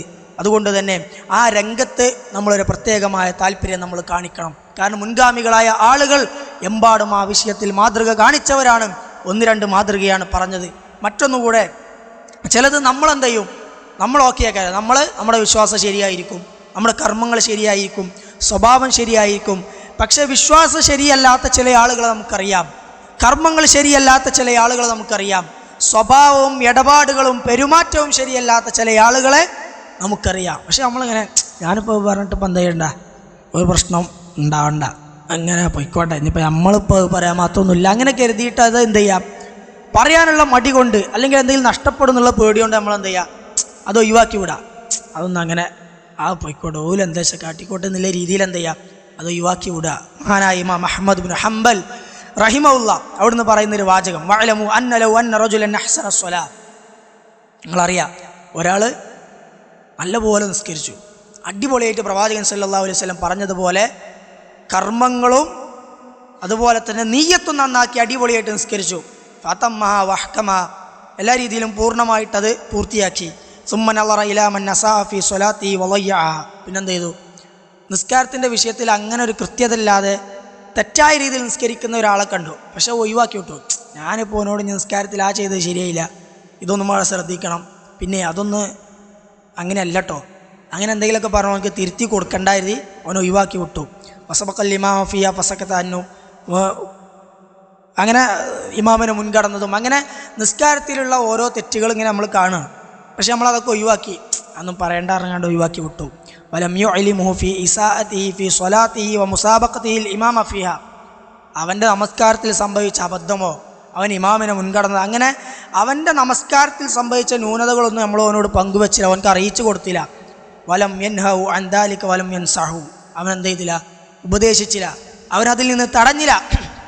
ഷാറഖഹു ഫീ വിസ്രിഹ വആരിയ, അവൻ എന്ത് ചെയ്തു, അങ്ങനെ ചെയ്തയാളുണ്ടെങ്കിൽ അവൻ്റെ ആ ഒരു തിന്മയുടെ ഭാരത്തിൽ, അവന് സംഭവിച്ച അബദ്ധത്തിൽ, തിന്മയിൽ അവൻ പങ്കു ചേർത്തിരിക്കുന്നു, അവനും കൂടി പങ്കുണ്ട് എന്ന് മഹാനായ ഇമാം അഹ്മദ് ബിൻ ഹംബൽ റഹിമഹുല്ലാ പറയാണ്. ഫൽ മുഹ്സിനു ഫീ സ്വലാത്തിഹി ശരീകുൽ മുസീഇ ഫീ ഇസാഅതിഹി, സ്വലാത്ത് നന്നായി, നിസ്കാരം നന്നായി നിർവഹിച്ച ആ വ്യക്തി നിസ്കാരം മോശമായി നിർവഹിച്ചയാളുടെ തെറ്റിൽ പങ്കാളിയാണ്. അതുകൊണ്ട് തന്നെ എന്ത് ചെയ്യുക, നമസ്കാരം നല്ലപോലെ നമ്മൾ നിർവഹിച്ചു, തെറ്റായ ഒരാൾ നിസ്കരിക്കുന്ന കണ്ടാൽ അത് തിരുത്തി കൊടുക്കണം. അത് നിസ്കാരത്തിൻ്റെ വിഷയത്തിലല്ല, നമ്മൾ നന്നായി കാണുന്ന, ശരിയാണെന്ന് നമുക്ക് ബോധ്യപ്പെട്ട ഒരു കാര്യം തെറ്റായി മനസ്സിലാക്കി തെറ്റായി പ്രവർത്തിക്കുന്ന ഒരാളുണ്ടെങ്കിൽ അത് എത്രത്തോളം വ്യക്തികൾക്കനുസരിച്ച്, സാഹചര്യത്തിനനുസരിച്ച്, സ്ഥാനത്തിനനുസരിച്ച്, കഴിവിനനുസരിച്ചൊക്കെ എന്തുണ്ടാവും, അവതരണ ശൈലിയിലും അത് പ്രവർത്തിക്കുന്ന രൂപത്തിലും വ്യത്യസ്തതയുണ്ടാകും. പക്ഷേ നമ്മൾ അതിനു വേണ്ടി ശ്രമിക്കണം, നമുക്കതിനു വേണ്ടി കഴിയുന്നത്ര പ്രവർത്തിക്കാൻ നമുക്ക് സാധിക്കണം. അങ്ങനെ ഇൽമ് നേടാനും അറിവ് നേടാനും അത് ജീവിതത്തിൽ പകർത്താനും അതുപോലെ തന്നെ അത് മറ്റുള്ളവരിലേക്ക് എത്തിച്ചു കൊടുക്കാനുമുള്ള ഒരു പ്രത്യേക സൂക്ഷ്മത നമുക്ക് വേണം. ആ ഒരു മാതൃക നമ്മൾ മുൻഗാമികളിൽ നിന്ന് പകർത്തുകയും വേണം. അങ്ങനെ വിജ്ഞാനം നേടി അത് മറ്റുള്ളവരിലേക്ക് എത്തിച്ചു കൊടുത്ത് അങ്ങനെ സജീവമായി പോകുമ്പോൾ കേവലം ഒരു ദായിയായി മാറുന്ന അവസ്ഥയല്ല മുൻഗാമികൾക്ക് ഉണ്ടായിരുന്നത്. എന്നും ഒരു ക്ലാസ് എടുക്കുന്ന ആൾ, എന്നും കേൾക്കുന്ന ആൾ, എന്നും പഠിക്കുന്ന ആൾ, എന്നും ഖുതുബ പറയുന്ന ആൾ, അങ്ങനെ നമ്മളൊന്നൊരു ഖത്തീബ്, നമ്മളൊന്ന് ക്ലാസ് കേൾക്കുന്ന ആൾ, ക്ലാസ് എടുക്കുന്ന ആൾ, മദ്രസയിൽ പഠിപ്പിക്കുന്ന ആൾ, അങ്ങനെ നമ്മളൊന്നൊരു ദായിയായി മാത്രം മാറുക. പക്ഷേ പറയുന്ന കാര്യങ്ങളോ ജീവിതത്തിൽ കേൾക്കുന്ന കാര്യങ്ങളോ പകർത്താൻ സാധിക്കാത്ത അവസ്ഥ, അത് മുൻഗാമികളുടെ മാതൃകയില്ല. മുൻഗാമികൾ അവർ കേൾക്കുന്നതോടൊപ്പം പറയുന്നതോടൊപ്പം ജീവിതത്തിൽ പകർത്തും. അവരുടെ ഇബാദത്തുകളെക്കുറിച്ച് കൃത്യമായിക്കൊണ്ട്, വ്യക്തമായിക്കൊണ്ട്, ഭംഗിയായിക്കൊണ്ട് വിവരിച്ചതായി നമുക്ക് കാണാൻ സാധിക്കും. മഹാനായ സഈദ് ഇബ്നുൽ മുസയ്യിബ് റഹിമഹുല്ലയോട് ചോദിച്ചതുണ്ട്, മാ റഅയ്തു അഹ്സന മാ യസ്നഉ ഹൗലായി ഖാല സഈദ് വമാ യസ്നഊൻ, അവർ ചെയ്യുന്നത് പോലെ ഏറ്റവും ഭംഗിയായി ചെയ്യുന്ന ഒരു കാര്യം ഞാൻ കണ്ടിട്ടില്ല. എന്താണ് അവർ ചെയ്യുന്നത്? ഖാല യുസല്ലി അഹദുഹും അൽളുഹർ, അവരെന്ത് ചെയ്യും? ദുഹർ നിസ്കരിക്കും. സുമ്മ ലാ യസാലു സൗഫ റിജ്ലൈഹി ഹത്താ യുസല്ലി അൽ അസ്റ, എന്നിട്ട് അസ്ർ നിസ്കരിക്കുന്നവരെ അവിടെ തന്നെ ഇരിക്കും.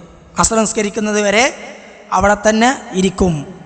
എന്നിട്ട് ശേഷം മാഹിയൽ ബിൽ ഇബാദ ഇന്നമൽ ഇബാദത്തു അതഫക്കുറു ഫി അംരില്ലാഹ് വൽ കഫു അൻ മഹാരിമില്ലാഹ്, ഇബാദത്തിനെ കുറിച്ച് അതുമായി ബന്ധപ്പെട്ട ചോദ്യങ്ങൾ വിശദമായിട്ട് ഇങ്ങനെ കൊടുക്കുമ്പോൾ ഇബാദത്ത്, അതിലുള്ള ഇബാദത്ത് എന്താ?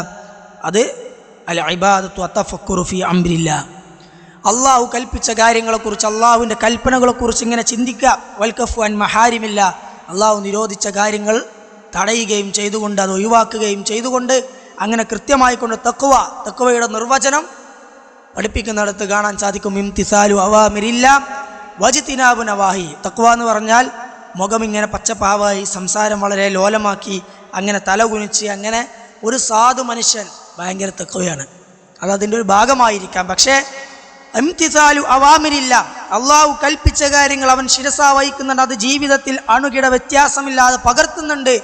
വജ്തിനാബു നവാഹി, അള്ളാഹു വിരോധിച്ച കാര്യങ്ങൾ ഒഴിവാക്കുന്നുമുണ്ടെങ്കിൽ അതാണ് തഖ്വ എന്ന് മഹാന്മാരായ പണ്ഡിതന്മാർ രേഖപ്പെടുത്തിയതായി കാണാൻ സാധിക്കും. അതുകൊണ്ട് മുൻഗാമികളായ ആളുകൾ അവരുടെ ഇബാദത്തുകൾക്ക്, കേട്ട കാര്യങ്ങൾ ജീവിതത്തിൽ പകർത്തുന്നതിന് നൽകിയ പ്രാധാന്യമായിരുന്നു ഇതെല്ലാം.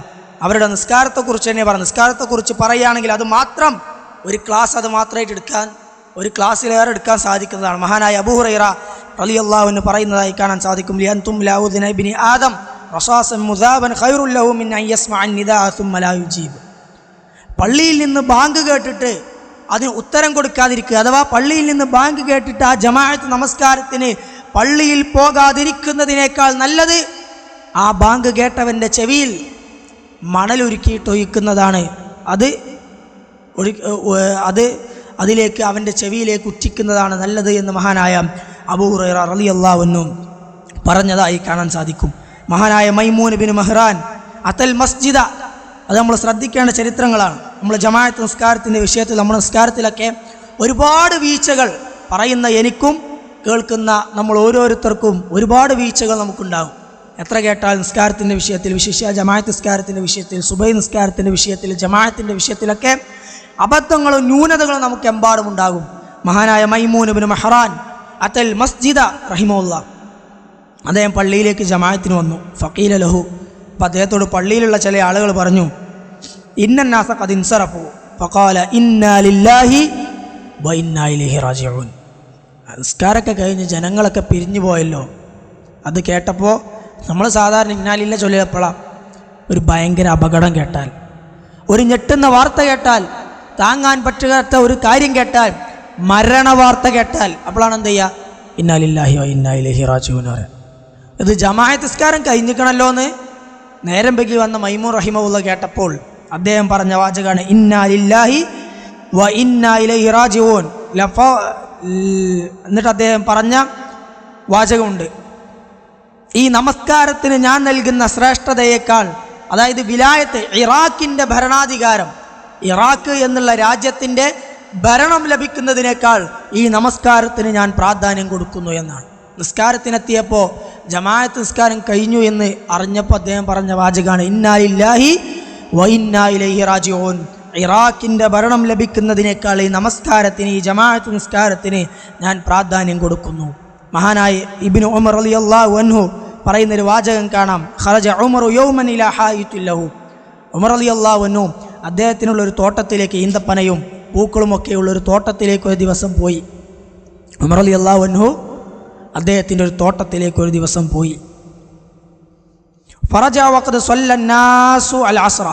അങ്ങനെ എന്ത് ചെയ്തു? അദ്ദേഹം തിരിച്ചു വന്നപ്പോൾ ജനങ്ങളൊക്കെ അസ്ർ നിസ്കരിച്ച് കഴിഞ്ഞിട്ടുണ്ട്, അഥവാ അസ്ർ ജമാഅത്ത് കഴിഞ്ഞു. ഉമർ റളിയല്ലാഹു അൻഹു തോട്ടത്തിലേക്ക് ഒരു ആവശ്യത്തിന് പോയി, തിരിച്ചു വന്നപ്പോഴേക്ക് അസ്ർ ജമാഅത്ത് കഴിഞ്ഞു. ഫഖാല ഉമറു, അപ്പോൾ ഉമർ റളിയല്ലാഹു അൻഹു പറഞ്ഞ വാചകം സമാനമാണ്, ഇന്നാ ലില്ലാഹി വ ഇന്നാ ഇലൈഹി റാജിഊൻ.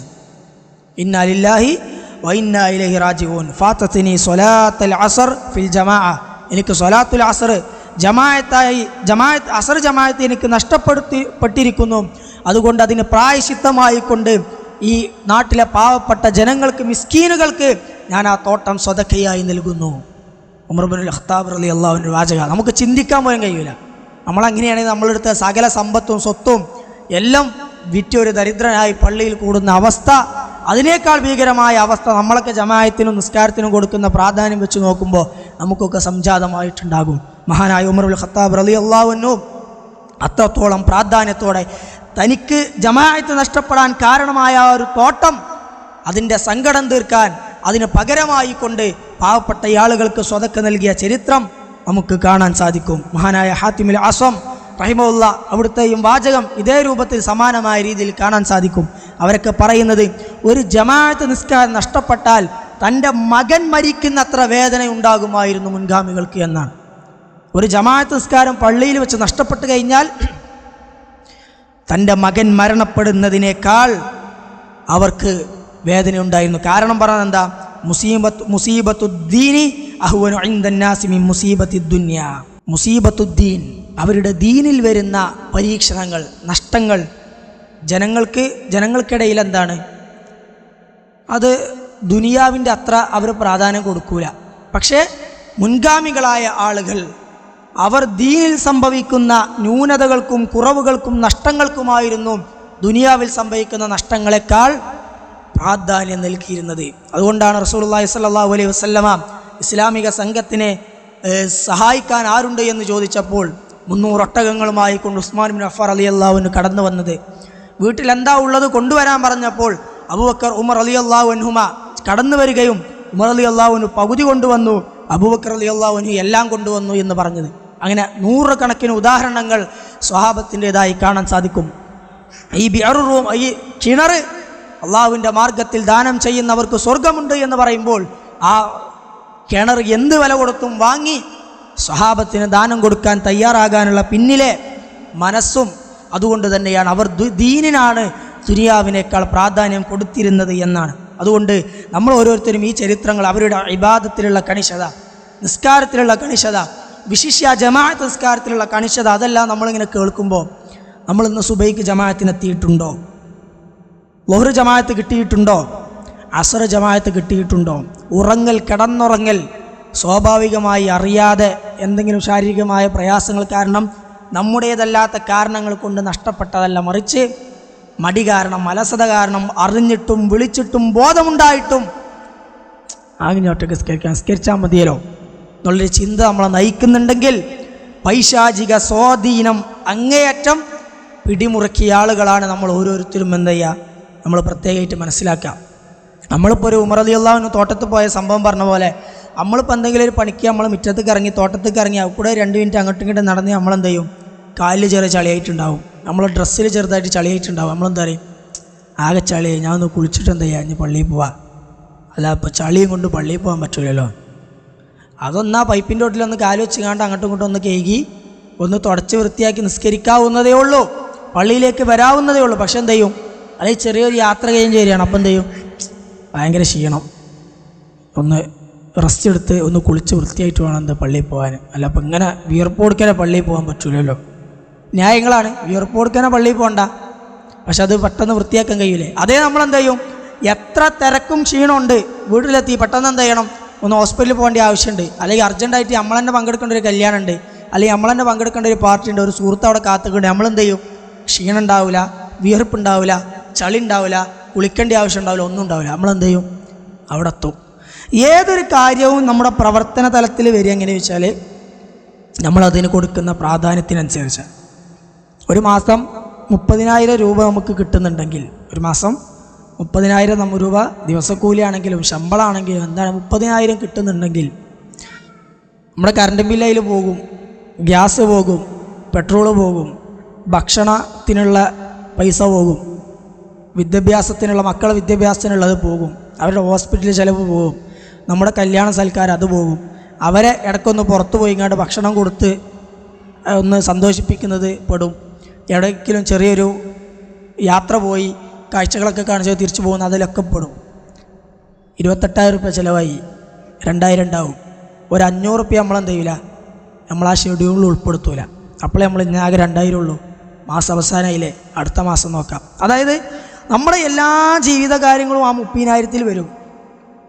പക്ഷേ ഇത്ര ഇതിന് കറണ്ട് ബില്ലിന് എത്ര ഉണ്ടാവും, ഗ്യാസിന് എത്ര ഉണ്ടാവും, അങ്ങനെ അങ്ങനെ കൂട്ടണ കൂട്ടത്തിൽ ഒരു 500 എന്താ ചെയ്യുക, ഇന്ന ഇതിന് ഈ മാസത്തെ സാലറി ഒന്ന് കൊടുക്കാം. എല്ലാ ആഴ്ചയും നമ്മളെ പള്ളിയിലേക്ക് വെള്ളിയാഴ്ച ചുമക്കൊരു 100 രൂപ, അതല്ലെങ്കിൽ ഇന്ന ഒരു ക്ലാസ് എടുക്കണ്ട അതിനൊരു 50 രൂപ. അങ്ങനെ നമ്മളെന്ത് ചെയ്യില്ല, നമ്മൾ ബാക്കിയുള്ളൊക്കെ നമ്മൾ കണക്ക് കൂട്ടും, ഇത് നമ്മൾ കണക്ക് കൂട്ടില്ല. കാരണം ഇതെന്താണ്, ഇത് നമ്മൾ അങ്ങോട്ട് കൊടുക്കേണ്ടതാണ്. ഇത് നമുക്ക് അതിൻ്റെ പ്രാധാന്യം, ഇത് കൊടുത്താൽ കിട്ടുന്ന ഉപകാരങ്ങൾ, അതിൻ്റെ ഫലങ്ങൾ ഇഹലോകത്ത് കിട്ടുന്നത് പരലോകത്ത് കിട്ടുന്നത് നമുക്ക് എന്ത് ചെയ്യില്ല, നമുക്ക് ബോധ്യപ്പെട്ടിട്ടില്ല എന്നുള്ളത് കൊണ്ടാണ്.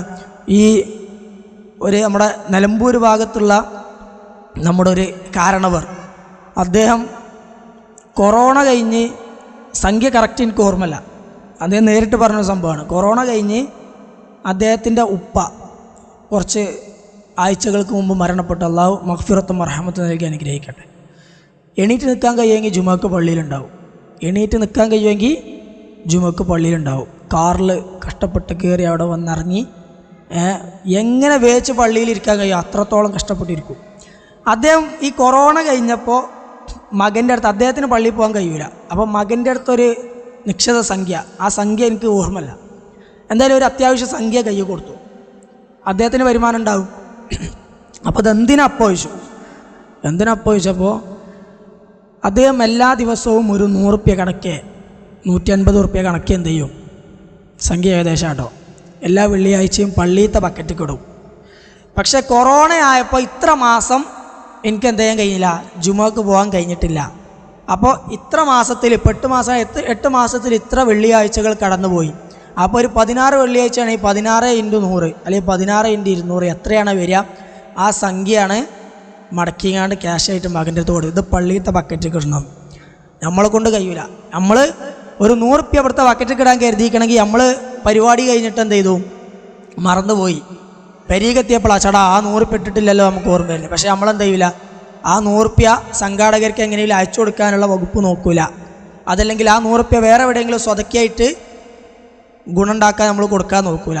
അല്ലെങ്കിൽ അടുത്ത ആഴ്ച കൊടുക്കുമ്പോൾ കഴിഞ്ഞ ആഴ്ചത്തെ 100 ബാക്കിയുണ്ടല്ലോ, അപ്പോൾ ഒരു 200 കൊടുക്കാൻ നമ്മൾ ചിന്തിക്കൂല. നമ്മൾ ആ 200 എന്ത് ചെയ്യുക, അത് ലാഭമായി, മറന്നുകൊണ്ട് ഇപ്പോൾ ഒരു 200 എക്സ്ട്രാ പോക്കറ്റിൽ കിട്ടിയല്ലോ എന്നാണ് എന്ത് ചെയ്യുക നമ്മൾ ചിന്തിക്കാതെ. നമ്മളെ വിഷയം ഇതല്ല. എന്തായാലും നമ്മൾ നമ്മുടെ ഇബാദത്തുകളുടെ കാര്യത്തിൽ ഭൗതിക വിഷയങ്ങൾ എങ്ങനെയാണോ നമ്മൾ തർത്തീബ് ചെയ്യുക, ഷെഡ്യൂൾ ചെയ്യുക, അതേപോലെ ഒരു ഷെഡ്യൂൾ നമ്മളെല്ലാ വിഷയത്തിലും ഉണ്ടെങ്കിൽ മാത്രമാണ് ഇബാദത്തുകളുടെ വിഷയത്തിൽ, നന്മയുടെ വിഷയത്തിൽ മുന്നേറാൻ നമുക്ക് ഓരോരുത്തർക്കും സാധിക്കുകയുള്ളൂ. അങ്ങനെ നിസ്കാരത്തിൻ്റെ വിഷയമാകട്ടെ, ജമാഅത്തിൻ്റെ വിഷയമാകട്ടെ, ഒരു നന്മയോട് നമുക്ക് താല്പര്യം കാണുന്നില്ല എങ്കിൽ അതിനുള്ള കാരണമായി പഠിപ്പിച്ചത് മാ ഫാതത് അഹദൻ സ്വലാത്തുൽ ജമാഅത്തി ഇല്ലാ ബിദംബിൻ അസ്വാബഹു. ഒരു ജമാഅത്ത് നിസ്കാരം നമുക്ക് നഷ്ടപ്പെട്ടിട്ടുണ്ടെങ്കിൽ അതിനുള്ള കാരണം നമ്മൾ ചെയ്ത ഒരു തിന്മയാണ്, ഒരു തെറ്റാണ്. ഒരു വാക്കുകൊണ്ട്, ഒരു നോട്ടം കൊണ്ട്, ഒരു പ്രവർത്തനം കൊണ്ട്, എന്തെങ്കിലും ഒരു കാരണം കൊണ്ട് എന്തെങ്കിലും ഒരു അബദ്ധം നമുക്ക് സംഭവിച്ചേക്കും. അതുകൊണ്ടല്ലാതെ ഒരു ജമാഅത്ത് നമസ്കാരം നമുക്ക് നഷ്ടപ്പെടുകയില്ല. അതുകൊണ്ട് അതിൻ്റെ ഒരു ആസ്വാദനം കിട്ടി. ഇബാദത്തുകളുടെ വിഷയത്തിൽ ഒരു കണിശമായിട്ടുള്ളൊരു നിലപാടോടുകൂടി അതിൻ്റെ ഒരു ഹലാവത്തോടെ, ആസ്വാദനത്തോടെ മുന്നോട്ട് പോകാൻ നമുക്ക് സാധിക്കണം. അങ്ങനെ സാധിക്കാതെ വരുന്നുണ്ടെങ്കിൽ അതിന് ചില ഉപദേശങ്ങൾ, 3 നിർദ്ദേശങ്ങൾ മഹാനായ അഹ്മദ് ബിൻ ഹർബ് റഹിമഹുല്ല നൽകിയതായി കാണാൻ സാധിക്കും. അദ്ദേഹം പറയുന്ന വാചകമാണ് അബത്തുല്ലാഹ 50 സന, 50 വർഷം ഞാൻ ഇബാദത്ത് ചെയ്ത് ജീവിച്ചു. അത് നമ്മൾ മനസ്സിലാക്കേണ്ട, 50 വർഷം ജീവിച്ചു എന്നില്ല. നമ്മൾ 25 വയസ്സ് വരെ ജീവിച്ചു. ചില ആളുകൾ ഇവിടെ 15 വയസ്സ് വരെ ജീവിക്കും. ചില ആളുകൾ 60 വയസ്സ് വരെ ജീവിച്ചു. ചില ആളുകൾ 30, 40, 50 വരെ വയസ്സ് വരെ ജീവിച്ചു. അതിൻ്റെ ഇടയിൽ എല്ലാവരും നിസ്കരിക്കുമ്പോൾ 5 മിനിറ്റ് നമ്മളെന്ത് ചെയ്യും? നമ്മൾ നിസ്കാരത്തിന് സമയം കണ്ടെത്തും. എല്ലാവരും റമദാനിൽ നോമ്പ് വെക്കുമ്പോൾ നമ്മൾ നോമ്പ് വെക്കും. അതല്ല, ഇത് 50 വർഷം ഇബാദത്തുകൾക്ക് വേണ്ടി മാത്രമായിരുന്ന ഇബാദത്തുകളിൽ നിരതമായിരുന്ന അവസ്ഥയാണ്. ആയുസിൻ്റെ 50 വർഷം ഇബാദത്തുകൾക്ക് മാത്രം കേന്ദ്രീകരിച്ചുകൊണ്ട് ജീവിച്ചു തീർത്തു. അബത്തുല്ലാഹ 50 സന, 50 വർഷം ഞാൻ എന്ത് ചെയ്തു? അള്ളാഹുവിനെ ഇബാദത്ത് ചെയ്ത് ജീവിച്ചുകൂടി. ഫമാ വജത്തു ഹലാവത്തിൽ ഇബാദത്തി, എനിക്കെന്ത് ചെയ്തില്ല? ഇബാദത്തിൻ്റെ ആരാധനയുടെ മാധുര്യം, അത് നിസ്കാരാകട്ടെ, നോമ്പാകട്ടെ, ഇബാദത്തുകളുടെ ഒരു മാധുര്യം, അതിൻ്റെ ഒരു ആസ്വാദനം എനിക്ക് ലഭിക്കുന്നില്ല. ഹത്താ തറക്തു സലാസത അഷ്യ, 3 കാര്യങ്ങൾ ഞാൻ ഒഴിവാക്കുന്നത് വരെ, അല്ലെങ്കിൽ 3 കാര്യങ്ങൾ ശ്രദ്ധിക്കുന്നത് വരെ എനിക്കത് കിട്ടിയിട്ടില്ല. എന്നിട്ട് ആ 3 കാര്യം പറയണം. എന്ത്? ഞാൻ എന്ത് ചെയ്തു? സത്യം പറയാൻ തുടങ്ങിയപ്പോൾ ജനങ്ങളെ തൃപ്തി ഒഴിവാക്കി. സത്യം പറയുന്ന വിഷയത്തിൽ, ഹക്ക് പറയുന്ന വിഷയത്തിൽ ഞാൻ എന്ത് ചെയ്തില്ല? ജനങ്ങളുടെ തൃപ്തി ആഗ്രഹിച്ചില്ല, അത് പരിഗണിച്ചില്ല. പറയുന്നത് സത്യമാണോ, ഹക്കാണോ, അവിടെ ജനങ്ങളുടെ തൃപ്തിയും ജനങ്ങളുടെ മനോഗതിയും ജനങ്ങളുടേതായ കാഴ്ചപ്പാടും നോക്കി ഹക്കിൽ നിന്ന് പിന്മാറിയില്ല. സത്യം പറയുന്ന വിഷയത്തിൽ, ഹക്ക് പ്രബോധനം ചെയ്യുന്ന വിഷയത്തിൽ ജനങ്ങളുടെ തൃപ്തി ഞാൻ പരിഗണിച്ചില്ല.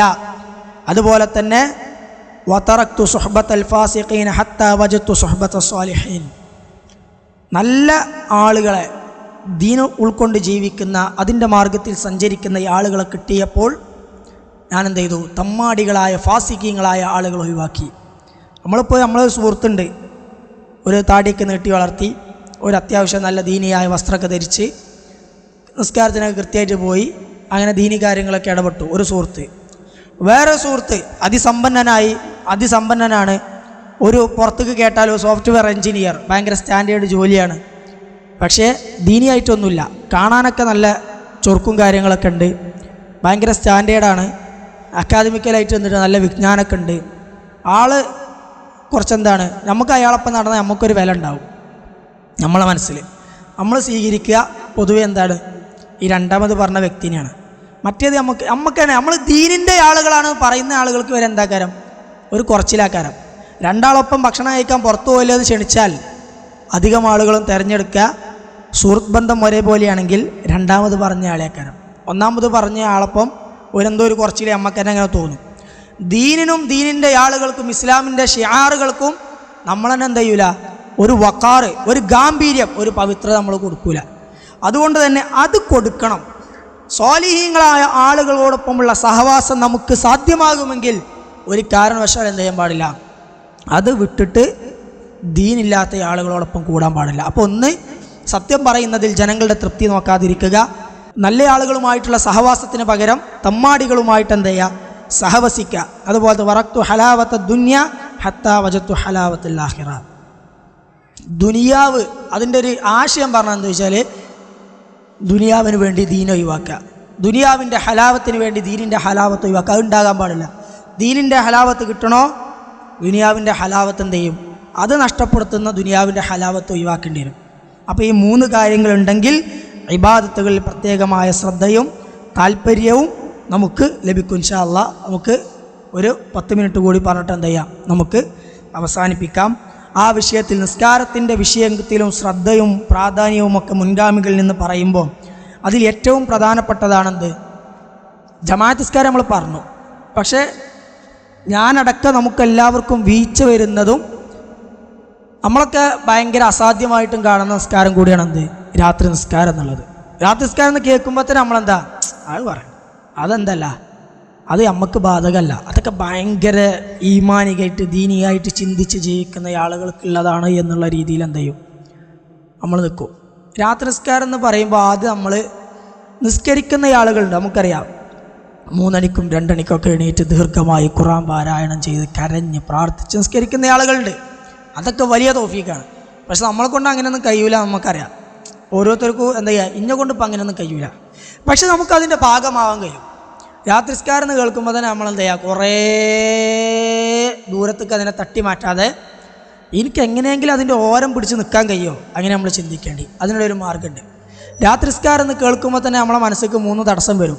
ഒന്നെന്താ, അതിപ്പോൾ 2 മണിക്കും 3 മണിക്കൊക്കെ നീച്ചണ്ടേ, വേണ്ട, നമ്മളെന്തായാലും എന്ത് ചെയ്യും, ഇശാ നമ്മൾ നിസ്കരിക്കും. അപ്പോൾ ഇശാ ജമാഅത്ത് കഴിഞ്ഞിട്ട് നമ്മൾ എവിടെ നിന്നാണോ ഇശാ നിസ്കരിക്കണത് അതിൻ്റെ സുന്നത്ത് നമ്മൾ നിസ്കരിച്ച് കഴിഞ്ഞിട്ട് 1 റക്അത്ത് നമ്മൾ വിത്ർ നിസ്കരിക്കുക, 1 റക്അത്ത് വിത്ർ നിസ്കരിക്കുക. ഇനി നമുക്ക് പള്ളിയിൽ നിന്ന് നിസ്കരിക്കാതെ ശരിയാവുള്ളൂ, വീട്ടിൽ നിന്ന് പോയാൽ ശരിയാവില്ല എന്നുണ്ടെങ്കിൽ പള്ളിയിൽ നിന്ന് നിസ്കരിക്കുക. അല്ല, ഇനിയിപ്പോൾ പള്ളിയിൽ നിന്ന് നിസ്കരിക്കാതെ വീട്ടിൽ പോയി നമ്മൾ ഭക്ഷണം കഴിക്കുന്നതിന് മുമ്പ് ഉറങ്ങുന്നതിന് മുമ്പ് ഒരു 2-3 മിനിറ്റ് എടുത്ത് കണ്ട് 1 റക്അത്ത് എനിക്ക് നിസ്കരിക്കാൻ കഴിയും, അല്ലെങ്കിൽ ഒരു 3 റക്അത്ത് എനിക്ക് നിസ്കരിക്കാൻ കഴിയുന്നുണ്ടെങ്കിൽ എന്താ ചെയ്യുക, നമ്മൾ ഉറങ്ങുന്നതിൻ്റെ മുമ്പ് ഇശായിന് ശേഷമായിട്ട് നമ്മൾ 1 റക്അത്ത് 3 റക്അത്ത് നിസ്കരിക്കുക, വിത്ർ നിസ്കരിക്കുക. അങ്ങനെ രാത്രി നമസ്കാരത്തിൻ്റെ ഭാഗമാവാൻ കഴിയും. അല്ല 3 മണിക്കും 4 മണിക്കും കാത്തു നിന്നാൽ നമ്മൾ മരണം വരെ രാത്രി നിസ്കാരം ജീവിതത്തിൽ റമദാനിലല്ലാതെ നിസ്കരിക്കുന്ന ആളുകളായി നമുക്ക് മാറാൻ സാധിക്കില്ല. റമദാനിലല്ലാതെ നിസ്കരിക്കുന്ന ആളുകളായി നമ്മൾ മാറും. അതുകൊണ്ട് ഒന്നതാണ്. രണ്ടാമത് നമ്മൾ മനസ്സിൽ കയറി എന്താ വെച്ചാൽ കുറേ ഓതണ്ടേതാണ്. അങ്ങനെ ദീർഘമായിട്ട് ഖുർആൻ ഓതണ്ടേ, വേണ്ട.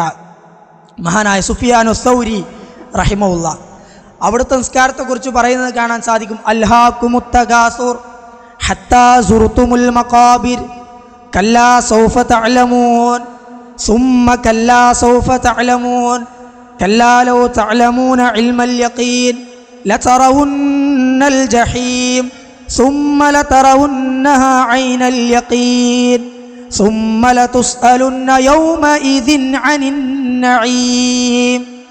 ചുരുങ്ങിയ ആയത്തുകൾ, ചെറിയ സൂറത്ത്, അറിയാത്തവരായിട്ട് ആരും ഉണ്ടാവില്ല. ആ ഒരൊറ്റ സൂറത്ത് മാത്രം പാരായണം ചെയ്ത് കരഞ്ഞ് കരഞ്ഞ് ആവർത്തിച്ച് പാരായണം ചെയ്ത് നിസ്കരിച്ച ആളാണ് ആര്? മഹാനായ സുഫിയാനു സൗരി റഹിമഹുല്ലാ. അബ്ദുല്ലാഹി ഇബ്നു അബ്ബാസ് റളിയല്ലാഹു അൻഹു വത്തഖൂ യൗമൻ തുർജഊന ഫീഹി ഇലല്ലാഹ്, അല്ലാഹുവിലേക്ക് മടക്കപ്പെടുന്ന ഒരു ദിവസത്തെ നിങ്ങൾ സൂക്ഷിക്കണേ എന്നുള്ള പരിശുദ്ധ ഖുർആനിലെ ഒരൊറ്റ ആയത്ത് മാത്രം പാരായണം ചെയ്ത് കരഞ്ഞ് കരഞ്ഞ് കരഞ്ഞൊരു രാത്രി മുഴുവൻ നിസ്കരിച്ചു എന്നാണ്. നബി സല്ലല്ലാഹു അലൈഹി വസല്ലമയുടെ സംഭവങ്ങൾ എമ്പാടും നമുക്ക് ഉദ്ധരിക്കാൻ സാധിക്കും. അതുകൊണ്ട് നമുക്ക് എന്താണ് അറിയാം, ഖുൽ ഹുവല്ലാഹു അഹദ് അറിയും, നമുക്ക് അത് ഓതിയിട്ട് നിസ്കരിക്കുക, അത് ഓതിയിട്ട് നിസ്കരിക്കുക. അത് 10 ഓതി നിസ്കരിക്കാൻ പറ്റിയ 10 ഓതി നിസ്കരിക്കുക, ഒറ്റട്ടാണെങ്കിൽ 1 ഓതി നിസ്കരിക്കുക. എന്തായാലും 1 റക്അത്തെങ്കിലും നിസ്കരിച്ച് 1 വരിയെങ്കിലും പാരായണം ചെയ്ത് രാത്രി നിസ്കാരത്തിൻ്റെ ഭാഗമാകാൻ നമുക്കെന്ത് ചെയ്യും, സാധിക്കുമെന്നുള്ളതാണ്. അതുപോലെ തന്നെ ദീർഘമായി നിസ്കരിക്കേണ്ടേ എന്നുള്ളതാണ് എന്ത് നിസ്കാരം. രാത്രി നിസ്കാരമൊക്കെ എന്ന് പറഞ്ഞാൽ അതൊക്കെ ഏറ്റവും മിനിമം 11 റക്അത്തല്ലേ. അങ്ങനെ ചിന്തിക്കും ഷെയ്ത്താൻ അങ്ങനെ ചിന്തിപ്പിക്കും. അതോടുകൂടി നമ്മൾ ഡൗൺ ആവും. നേരത്തെ പറഞ്ഞ പോലെ തീരെ നിസ്കരിച്ച് ശീലം ഇല്ലാത്ത ആളാണോ, 1 റക്അത്ത് നിസ്കരിച്ചാൽ മതി, പിന്നെ 3 ആക്കുക. പിന്നെ അതുകൊണ്ട് ജീവിതത്തിൽ ചില മാറ്റങ്ങളൊക്കെ ഉണ്ടാകും, 100% ഉറപ്പാണ്. നമ്മളത് ആത്മാർത്ഥയിൽ ചെയ്യുകയാണെങ്കിൽ. അപ്പോൾ അത് 5 റക്അത്താവും, 7 റക്അത്താവും, 9 ആവും. നമ്മൾ ഇശായിനാഴ്ച നിസ്കരിക്കണം എന്താവും, ഒരു ബാങ്ക് ഒരു 5-6 ഒരു 4:45 മാറും, പിന്നെ അത് 4:30 മാറും. നമ്മളിങ്ങനെ തുടങ്ങും. ആദ്യത്തെ 2-3 ദിവസം, ഇപ്പം ഞാനടക്കാം, നമ്മളെല്ലാവരും അങ്ങനെ തന്നെ, നമ്മൾക്ക് ദുർബലരാണ്. അപ്പോൾ നമ്മൾ 2-3 ദിവസമൊക്കെ ഇങ്ങനെ വിത്തറൊക്കെ ഇശായിനാഴ്ചയൊക്കെ നിസ്കരിക്കും. പിന്നെ ഒരാഴ്ച നമ്മൾ ആ വൈക്ക് പോകില്ല, പിന്നെ നമ്മൾ ഇട്ടുകൊണ്ടിരിക്കരുത്. പിന്നെ എപ്പോഴാണ് നമ്മൾക്ക് ഓർമ്മ വരുന്നത്, അപ്പോൾ നമ്മൾ നിസ്കരിക്കുക. ചിലപ്പോൾ നാളെ പിന്നെ നിസ്കരിക്കും, പിന്നെ ഒരാഴ്ച ഉണ്ടാവില്ല. 2 ആഴ്ച കഴിഞ്ഞാൽ പിന്നെ ഒരു 3 ദിവസം നിസ്കരിക്കും.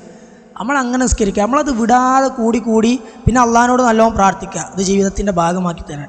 അങ്ങനെ പതുക്കെ എന്ത് ചെയ്യും, ഒരു റക്അത്ത് കൊണ്ടെങ്കിലും നമുക്ക് എന്ത് ചെയ്യാം, രാത്രി നിസ്കാരത്തിൻ്റെ ഭാഗമാവുക. അതാരും കാണാനും പാടില്ല, കാരണം രാത്രി നമസ്കാരത്തിൻ്റെ പ്രത്യേകതകളും ശ്രേഷ്ഠതകളും അതിനെ വിശദീകരിച്ച കാര്യങ്ങളൊക്കെ പറയുമ്പോഴൊക്കെ നമുക്ക് കാണാൻ സാധിക്കുന്നത് അത് വളരെ സ്വകാര്യമായിക്കൊണ്ട് നമ്മൾ നിർവഹിക്കേണ്ട ഒരു കാര്യമാണ്. കാരണം എന്താ വെച്ചാൽ നമ്മളെ എല്ലാ ഇബാദത്തുകളിലും എന്തുവരും, റിയാവ് കടന്നു വരും. കാരണം വേറൊരാൾ കാണാതെ നമുക്ക് അധിക ഇബാദത്തുകളും നിർവഹിക്കാതിരിക്കാൻ സാധിക്കൂല. പക്ഷേ രാത്രി നിസ്കാരം അതെങ്കിലും നമ്മൾ എന്ത് ചെയ്യണം, സ്വകാര്യമായിട്ട് നിർവഹിക്കണം. ഒരു റക്അത്താണ് നമസ്കരിക്കണമെന്ന് വെച്ചാൽ ആ ഒരു റക്അത്ത് നമ്മളെ കൂടെ കിടക്കുന്ന ആളുകൾ അറിയണ്ട, നമ്മളെ വീട്ടിലുള്ളവർ അറിയണ്ട, നമ്മുടെ സ്ഥാപനത്തിലുള്ളവർ അറിയണ്ട, ആരും അറിയണ്ട. നമുക്ക് എന്ത് ചെയ്യാം, നമ്മൾ സ്വകാര്യമായിട്ട് എവിടെയെങ്കിലും ഒരു മൂലക്ക് പോയി നിസ്കരിക്കാൻ പറ്റുമെങ്കിൽ നിസ്കരിച്ച് കണ്ട വലിയ എണീറ്റ് പോരാ. അതിലൂടെ ഈമാൻ വർദ്ധിക്കും, അള്ളാഹ് കാണുന്നില്ല ബോധം, ഖുശൂ വർദ്ധിക്കും, അള്ളാഹിനെ പേടി വർദ്ധിക്കും, തഖ്വ വർദ്ധിക്കും, തഖ്വയുടെ ആളുകളായി മാറാൻ സാധിക്കും. അതുകൊണ്ട് ആ ഒരു കാര്യം നമ്മൾ ഓരോരുത്തരും പ്രത്യേകമായിട്ട് എന്ത് ചെയ്യുക, മനസ്സിലാക്കുക. അള്ളാഹു റബ്ബ് സുബ്ഹാനഹു വ തആല തൗഫീഖ് നൽകി അനുഗ്രഹിക്കുമാറാകട്ടെ. ഒരുപാട് കാര്യങ്ങൾ ഇനിയും പറയാൻ ബാക്കിയുണ്ട്. ഇൻഷാ അല്ലാഹ് നമുക്ക് മറ്റൊരവസരത്തിൽ സൂചിപ്പിക്കാം. പരിശുദ്ധ ഖുർആനുമായി ബന്ധപ്പെട്ട കാര്യങ്ങളുണ്ട്, അതുപോലെ തന്നെ സ്ത്രീകളുമായി ബന്ധപ്പെട്ട സലഫുകളുടെ നിലപാടുണ്ട്. സലഫികളായ എന്ന് പറഞ്ഞാൽ നമ്മളെ സലഫിയല്ല, മുൻഗാമികളായ സലഫിൻ്റെ ഭാര്യമാർ, മുൻഗാമികളുടെ ഭാര്യമാർ അവർ ജീവിതത്തിൽ എങ്ങനെയായിരുന്നു അവരുടെ ജീവിതം നയിച്ചിരുന്നത്, അവരുടെ തർത്തീബുകൾ എങ്ങനെയായിരുന്നു എന്നൊക്കെ ഇൻഷാ അല്ലാഹ് നമുക്ക് മറ്റൊരവസരത്തിൽ പറയാം. ഏറ്റവും മിനിമം നമ്മൾ പരിശുദ്ധ ഖുർആനിൻ്റെ പാരായണത്തിൽ വീഴ്ച വരുത്തുന്നതാകാൻ പാടില്ല. മഹാനായ ദീർഘമായ ഹദീസാണ്. മഹാനായ ഉമർ ബിൻ ഖത്താബ് റളിയല്ലാഹു അൻഹു ഭരണമേൽപ്പിച്ച ഒരു സന്ദർഭം എന്നിട്ട് മക്കയിൽ വന്നുകൊണ്ട് ഈ ഒരു തായ്വരയുടെ ഭരണം നിങ്ങൾ ആരെയാണ് ഏൽപ്പിച്ചത് എന്ന് ചോദിച്ചപ്പോൾ ഇബ്നു അബ്സയാണ് ഏൽപ്പിച്ചത്. ഇബ്നു അബ്സ ആരാണ് എന്ന് പറഞ്ഞപ്പോൾ ഞങ്ങളിൽപ്പെട്ടൊരു അടിമയാണ് എന്നെല്ലാം പറഞ്ഞപ്പോൾ ഒരു അടിമയെ ഭരണമേൽപ്പിക്കാനുണ്ടായ കാരണത്തെ അഡ്രസ്സ് ചെയ്തുകൊണ്ട് ഉമർ ബിൻ ഖത്താബ് റളിയല്ലാഹു അൻഹു പറഞ്ഞ വാചകമാണ്, അമാ ഇന്ന നബിയക്കും സല്ലല്ലാഹു അലൈഹി വസല്ലം ഖദ് ഖാൽ, നിങ്ങളുടെ പ്രവാചകൻ സല്ലല്ലാഹു അലൈഹി വസല്ലം പറഞ്ഞിട്ടുണ്ട്, ഇന്നല്ലാഹ യർഫഉ ബിഹാദൽ കിതാബി അഖ്വാമൻ വയദഉ ബിഹി ആഖരീൻ. ഖുർആൻ കൊണ്ട് ചില ആളുകൾ അള്ളാഹു ഉയർത്തും, ചില ആളുകൾ അള്ളാഹു താഴ്ത്തും. അതുകൊണ്ട് പരിശുദ്ധ ഖുർആൻ കൊണ്ട് ഉയർച്ച ലഭിച്ചയാളാണ് ആ അടിമയായ സ്വഹാബി ഭരണാധികാരിയായി മാറുന്ന അവസ്ഥയുണ്ടായി. അതുകൊണ്ട് പരിശുദ്ധ ഖുർആനുമായി ബന്ധപ്പെട്ട് നമുക്ക് പറയാനെങ്കിൽ ഒരുപാട് പറയാൻ സാധിക്കും. ഏറ്റവും ചുരുങ്ങിയത് ഈ ലോകത്തെ മുഴുവൻ സൃഷ്ടിച്ച് പരിപാലിക്കുന്ന സംവിധാനിക്കുന്ന റഹ്മാനായ റബ്ബ് സൃഷ്ടികളിൽ ശ്രേഷ്ഠനായ മലക്കുകളിൽ ഉന്നതനായ ജിബ്രീൽ അലൈഹിസ്സലാം മുഖേന സൃഷ്ടികളിൽ ശ്രേഷ്ഠനായ സ്വർഗമുണ്ടെന്ന് ഉറപ്പുള്ള നബി സല്ലല്ലാഹു അലൈഹി വസല്ലമയ്ക്ക് ഇറക്കിക്കൊടുത്ത അള്ളാഹുവിൻ്റെ സംസാരമാണ് പരിശുദ്ധ ഖുർആൻ എന്നുള്ള ഏറ്റവും മിനിമം ബോധമുള്ള ഒരാൾ എന്ത് ചെയ്യൂല, ഒരു ദിവസം പോലും ഖുർആൻ പാരായണം ചെയ്യാത്തവരായിട്ടുണ്ടാവില്ല. അതുകൊണ്ട് നമ്മൾ ആലോചിക്കണ്ടേ, ഞാൻ പരിശുദ്ധ ഖുർആൻ ആ മുസഫിൻ്റെ കൈകൊണ്ട് ഇങ്ങനെ പിടിച്ചിട്ട് എത്ര ദിവസമായതാണ്? ഒരാഴ്ച അയക്കും, 2 ആഴ്ച അയക്കും. കഴിഞ്ഞ റമളാൻ കഴിഞ്ഞിട്ട് ഖുർആൻ തൊടാത്ത ആൾക്കാരുണ്ടാവും. അതല്ലെങ്കിൽ ഇന്ന് രാവിലെ നമ്മൾ ഓതിക്കണം, അല്ലെങ്കിൽ ഇന്നിപ്പോൾ ഉറങ്ങണതിൻ്റെ മുമ്പ് നമ്മൾ ഓതോ. നമ്മൾ ഒരു ദിവസം സുബൈക്ക് ശേഷം ഉറങ്ങുന്നതിൻ്റെ മുമ്പോ പരിശുദ്ധ ഖുർആൻ ഇന്നൊരു 2-3 പേജെങ്കിലും ഓതാത്തൊരു ദിവസം എനിക്കുണ്ടാവുകയില്ല എന്നുള്ള നമ്മൾ എന്ത് ചെയ്യണം, ഉറപ്പിക്കണം. നമ്മൾ ഖുർആനിൻ്റെ ദർസുകളിലൊക്കെ ഇങ്ങനെ കേൾക്കുക, ഒരുപാട് പണ്ഡിതന്മാരുടെ ദർസുകൾ കേൾക്കുക, അത് പ്രമാണം കൊണ്ട് സ്ഥിരപ്പെട്ട തന്നെയാണ്. എന്താ, ഒരു ദിവസം പരിശുദ്ധ ഖുർആൻ പാരായണം ചെയ്തിട്ടാണ് നമ്മൾ തുടങ്ങുന്നത്. സുബൈ ജമാഅത്തിന് പള്ളിയിൽ പോയിട്ട് തുടങ്ങുന്ന ദിവസത്തിന് പ്രത്യേകത ഉണ്ടല്ലോ. നമ്മൾ 6 മണി വരെ കടന്നുറങ്ങി, പെട്ടെന്ന് ഈ ചൊല്ലുണ്ടാക്കിയാണ്ട് കുമ്പിട്ട് നിർന്ന് അന്ന് തുടങ്ങുന്ന അന്നത്തെ ദിവസത്തിനും നേരെ മറിച്ച് അന്ന് സുബൈ ജമാഅത്തിനൊക്കെ പോയി ദിക്റൊക്കെ ചൊല്ലി രാവിലത്തെ ദിക്റൊക്കെ ചൊല്ലി ഇങ്ങനെ വന്നാൽ ഉണ്ടാകുന്ന ദിവസത്തിന് തമ്മിൽ എന്തുണ്ടാവും, നല്ല വ്യത്യാസം ഉണ്ടാവും. അതേപോലെ തന്നെയാണ് ഒരു ദിവസം രാവിലെ പരിശുദ്ധ ഖുർആൻ കുറച്ച് പാരായണം ചെയ്തിട്ടാണ് നമ്മൾ അന്നത്തെ ദിവസത്തെ പ്രവർത്തനങ്ങൾ തുടങ്ങുന്നത് എങ്കിൽ ആ ദിവസത്തിലെ പ്രവർത്തനങ്ങൾക്ക് ബറക്കത്തുണ്ടാകുന്ന, അതിന് ബറക്കത്തുണ്ടാകും.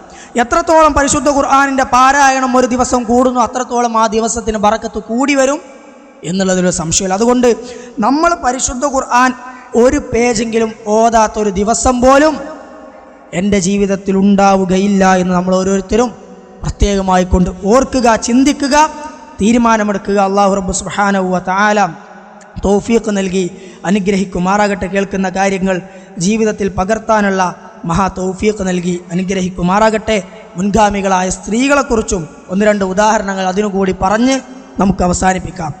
നമുക്കെല്ലാം സുപരിചിതമായ ചരിത്രമാണ് മഹാനായ ഇബ്നു അബ്ബാസ് റളിയല്ലാഹു അൻഹു അന്നഹു ഖാല ലി ബഅദി അസ്ഹാബി അലാ ഉരീക ഇംറഅതൻ മിൻ അഹ്ലിൽ ജന്ന. അദ്ദേഹം പറഞ്ഞു, സ്വർഗത്തിലെ ഒരു സ്ത്രീയെക്കുറിച്ച് ഞാൻ നിങ്ങൾക്ക് പറഞ്ഞു തരട്ടെ. ഖുൽതു ബല ഖാല ഹാദിഹിൽ മർഅതു സൗദാ.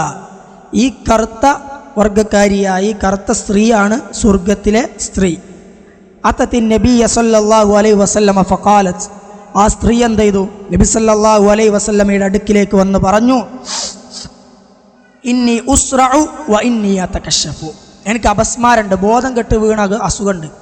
അങ്ങനെ ഞാൻ ജനമധ്യത്തിൽ ബോധം കെട്ട് വീഴുമ്പോൾ എൻ്റെ വസ്ത്രം ശരീരത്തിൽ നിന്ന് നീങ്ങിയിട്ട് എന്ത് ചെയ്യും? ഔറത്ത് വെളിവാകും. എൻ്റെ മറ്റുള്ളവർ കാണരുത് എന്ന് ഞാൻ ആഗ്രഹിച്ച് ഞാൻ മറച്ചു നടക്കുന്ന ഭാഗങ്ങൾ എന്ത് ചെയ്യും? ഞാൻ ബോധം കെട്ട് വീഴുമ്പോൾ അത് വെളിവാകും. ഫദുഉല്ലാഹി. അതുകൊണ്ട് എന്ത് ചെയ്യണം? എനിക്ക് ആ രോഗം മാറാൻ വേണ്ടി പ്രാർത്ഥിക്കണം. ഖാല. അപ്പോൾ നബി സല്ലല്ലാഹു അലൈഹി വസല്ലം പറഞ്ഞു, ഇൻ ശിഅതി സബർതി വലകിൽ ജന്ന.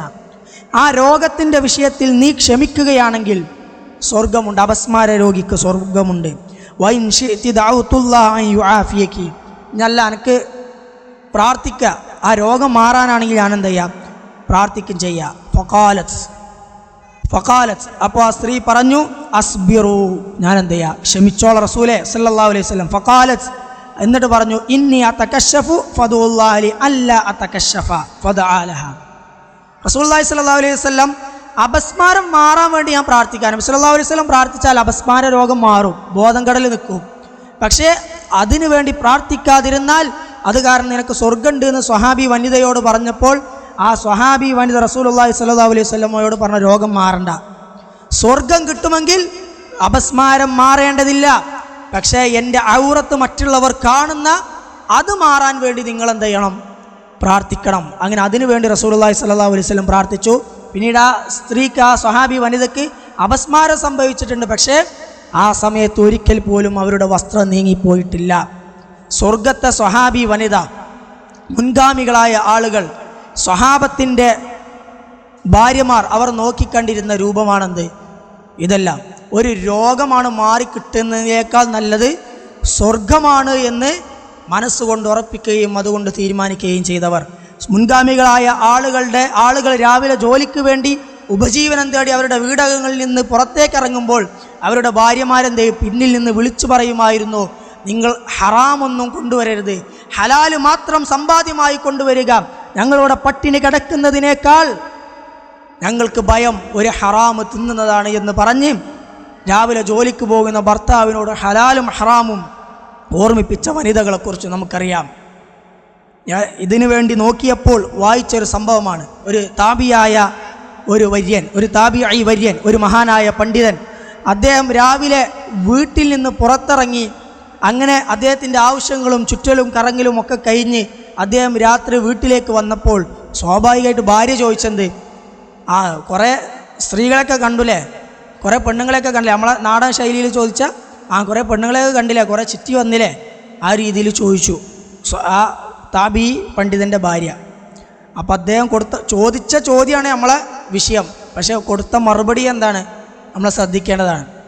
ഞാൻ നമ്മുടെ വീട്ടിൽ നിന്നിറങ്ങിയിട്ട് ഇവിടേക്ക് തിരിച്ചു വരുന്നത് വരെ എൻ്റെ 2 കാൽപാദങ്ങളല്ലാതെ ഞാൻ കണ്ടിട്ടില്ല.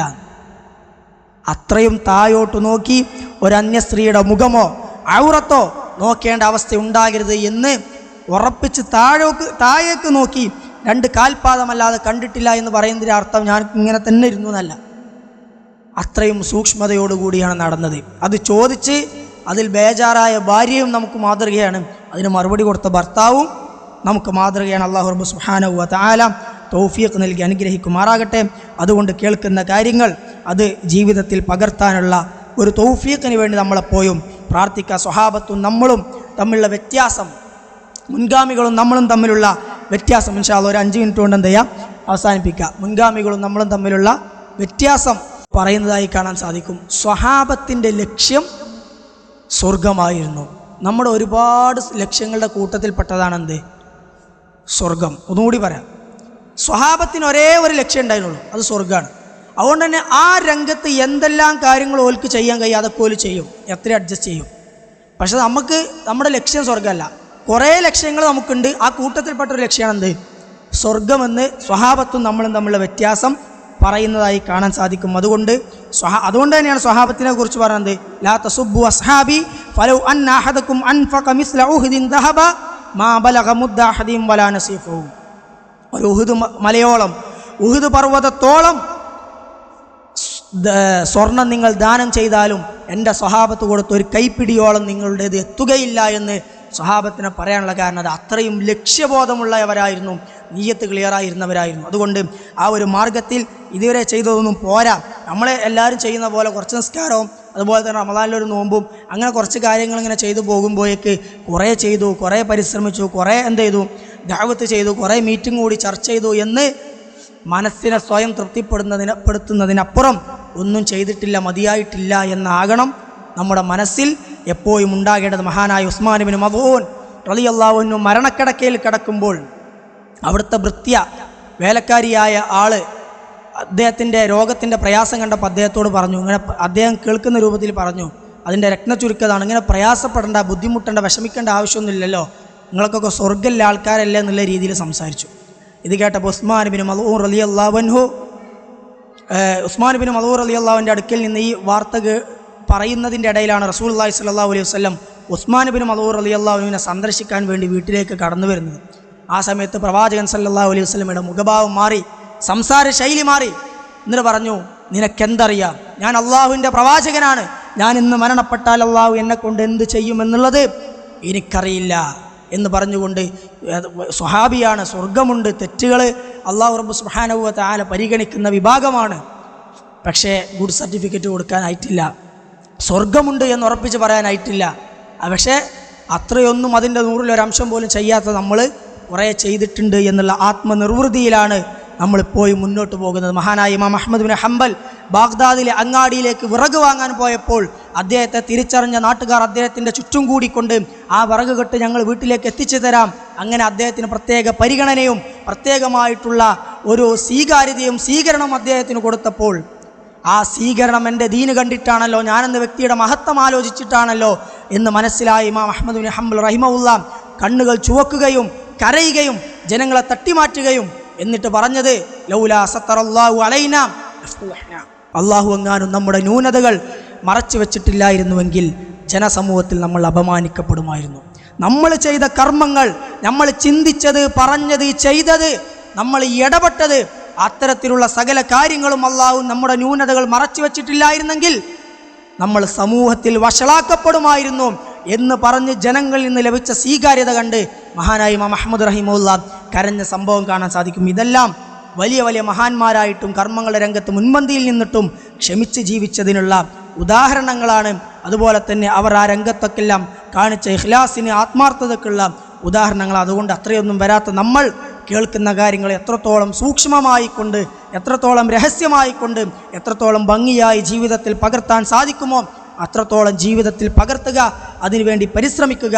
കഴിവിൻ്റെ പരമാവധി മാനഹൈത്തുക്കും മൻഹു ഫജ്തനിബു, അള്ളാഹു വിരോധിച്ച കാര്യം പൂർണ്ണമായി ഒഴിവാക്കുകയും മമ അമർത്തുക്കും ബിഹി ഫഅതു മിൻഹു മസ്തദഅതും, അള്ളാഹു കൽപ്പിച്ച കാര്യങ്ങൾ, പഠിപ്പിച്ച കാര്യങ്ങൾ അത് കഴിവിൻ്റെ പരമാവധി എത്രത്തോളം ചെയ്യാൻ സാധിക്കുമോ അത്രത്തോളം ജീവിതത്തിൽ പകർത്തുകയും ചെയ്യുക. ആ രീതിയിൽ മുന്നോട്ട് പോവുക. അള്ളാഹു റബ്ബ് സുബ്ഹാനഹു വ തആല കേൾക്കുന്ന കാര്യങ്ങൾ അത് കേവലം വാചകങ്ങളായും ശബ്ദങ്ങളായും മാറ്റാതെ അത് ഹൃദയത്തിലേക്ക് അള്ളാഹു ഇറക്കിത്തരികയും ജീവിതത്തിൽ പകർത്താനുള്ള സന്മനസ് നൽകുകയും അങ്ങനെ കർമ്മങ്ങളാൽ സമ്പന്നമായ ഇഖ്ലാസിൻ്റെ അടിത്തറയുള്ള ഏറ്റവും നല്ല ഒരു ഭംഗിയുള്ള ദീനിയായ ഒരു ജീവിതം നമുക്ക് അവർക്കും നൽകി അനുഗ്രഹിക്കുമാറാകട്ടെ. നമ്മൾ ചെയ്യുന്ന കർമ്മങ്ങൾ, ആ കർമ്മങ്ങളിലെ ന്യൂനതകൾ അള്ളാഹു പരിഹരിച്ചുകൊണ്ട് എല്ലാം നല്ല സ്വീകാര്യമായ കർമ്മങ്ങളാക്കി അള്ളാഹു മാറ്റിത്തരുമാറാകട്ടെ. ഈ ലോകത്ത് നിന്ന് എവിടെ വെച്ച് മരണപ്പെടുകയാണെങ്കിലും റഹ്മാനായ റബ്ബ് ഈമാനോടുകൂടി സ്വർഗാവകാശിയായിക്കൊണ്ട് മരണപ്പെടാനുള്ള മഹാ തൗഫീഖ് നമുക്ക് അവർക്ക് നൽകി അനുഗ്രഹിക്കുമാറാകട്ടെ. നമ്മുടെ മാതാപിതാക്കൾക്ക് അള്ളാഹു ആഫിയത്തുള്ള ദീർഘായുസ് നൽകി അനുഗ്രഹിക്കുമാറാകട്ടെ. മരണപ്പെട്ടു പോയ മാതാപിതാക്കൾക്ക് അള്ളാഹു മഗ്ഫിറത്തും റഹമത്തും നൽകി അനുഗ്രഹിക്കുമാറാകട്ടെ. വസല്ലല്ലാഹു അലാ നബീന മുഹമ്മദ് വൽഹംദുലില്ലാഹി റബ്ബിൽ ആലമീൻ. അസ്സലാമു അലൈക്കും വറഹ്മത്തുള്ളാഹി വബറകാതുഹു.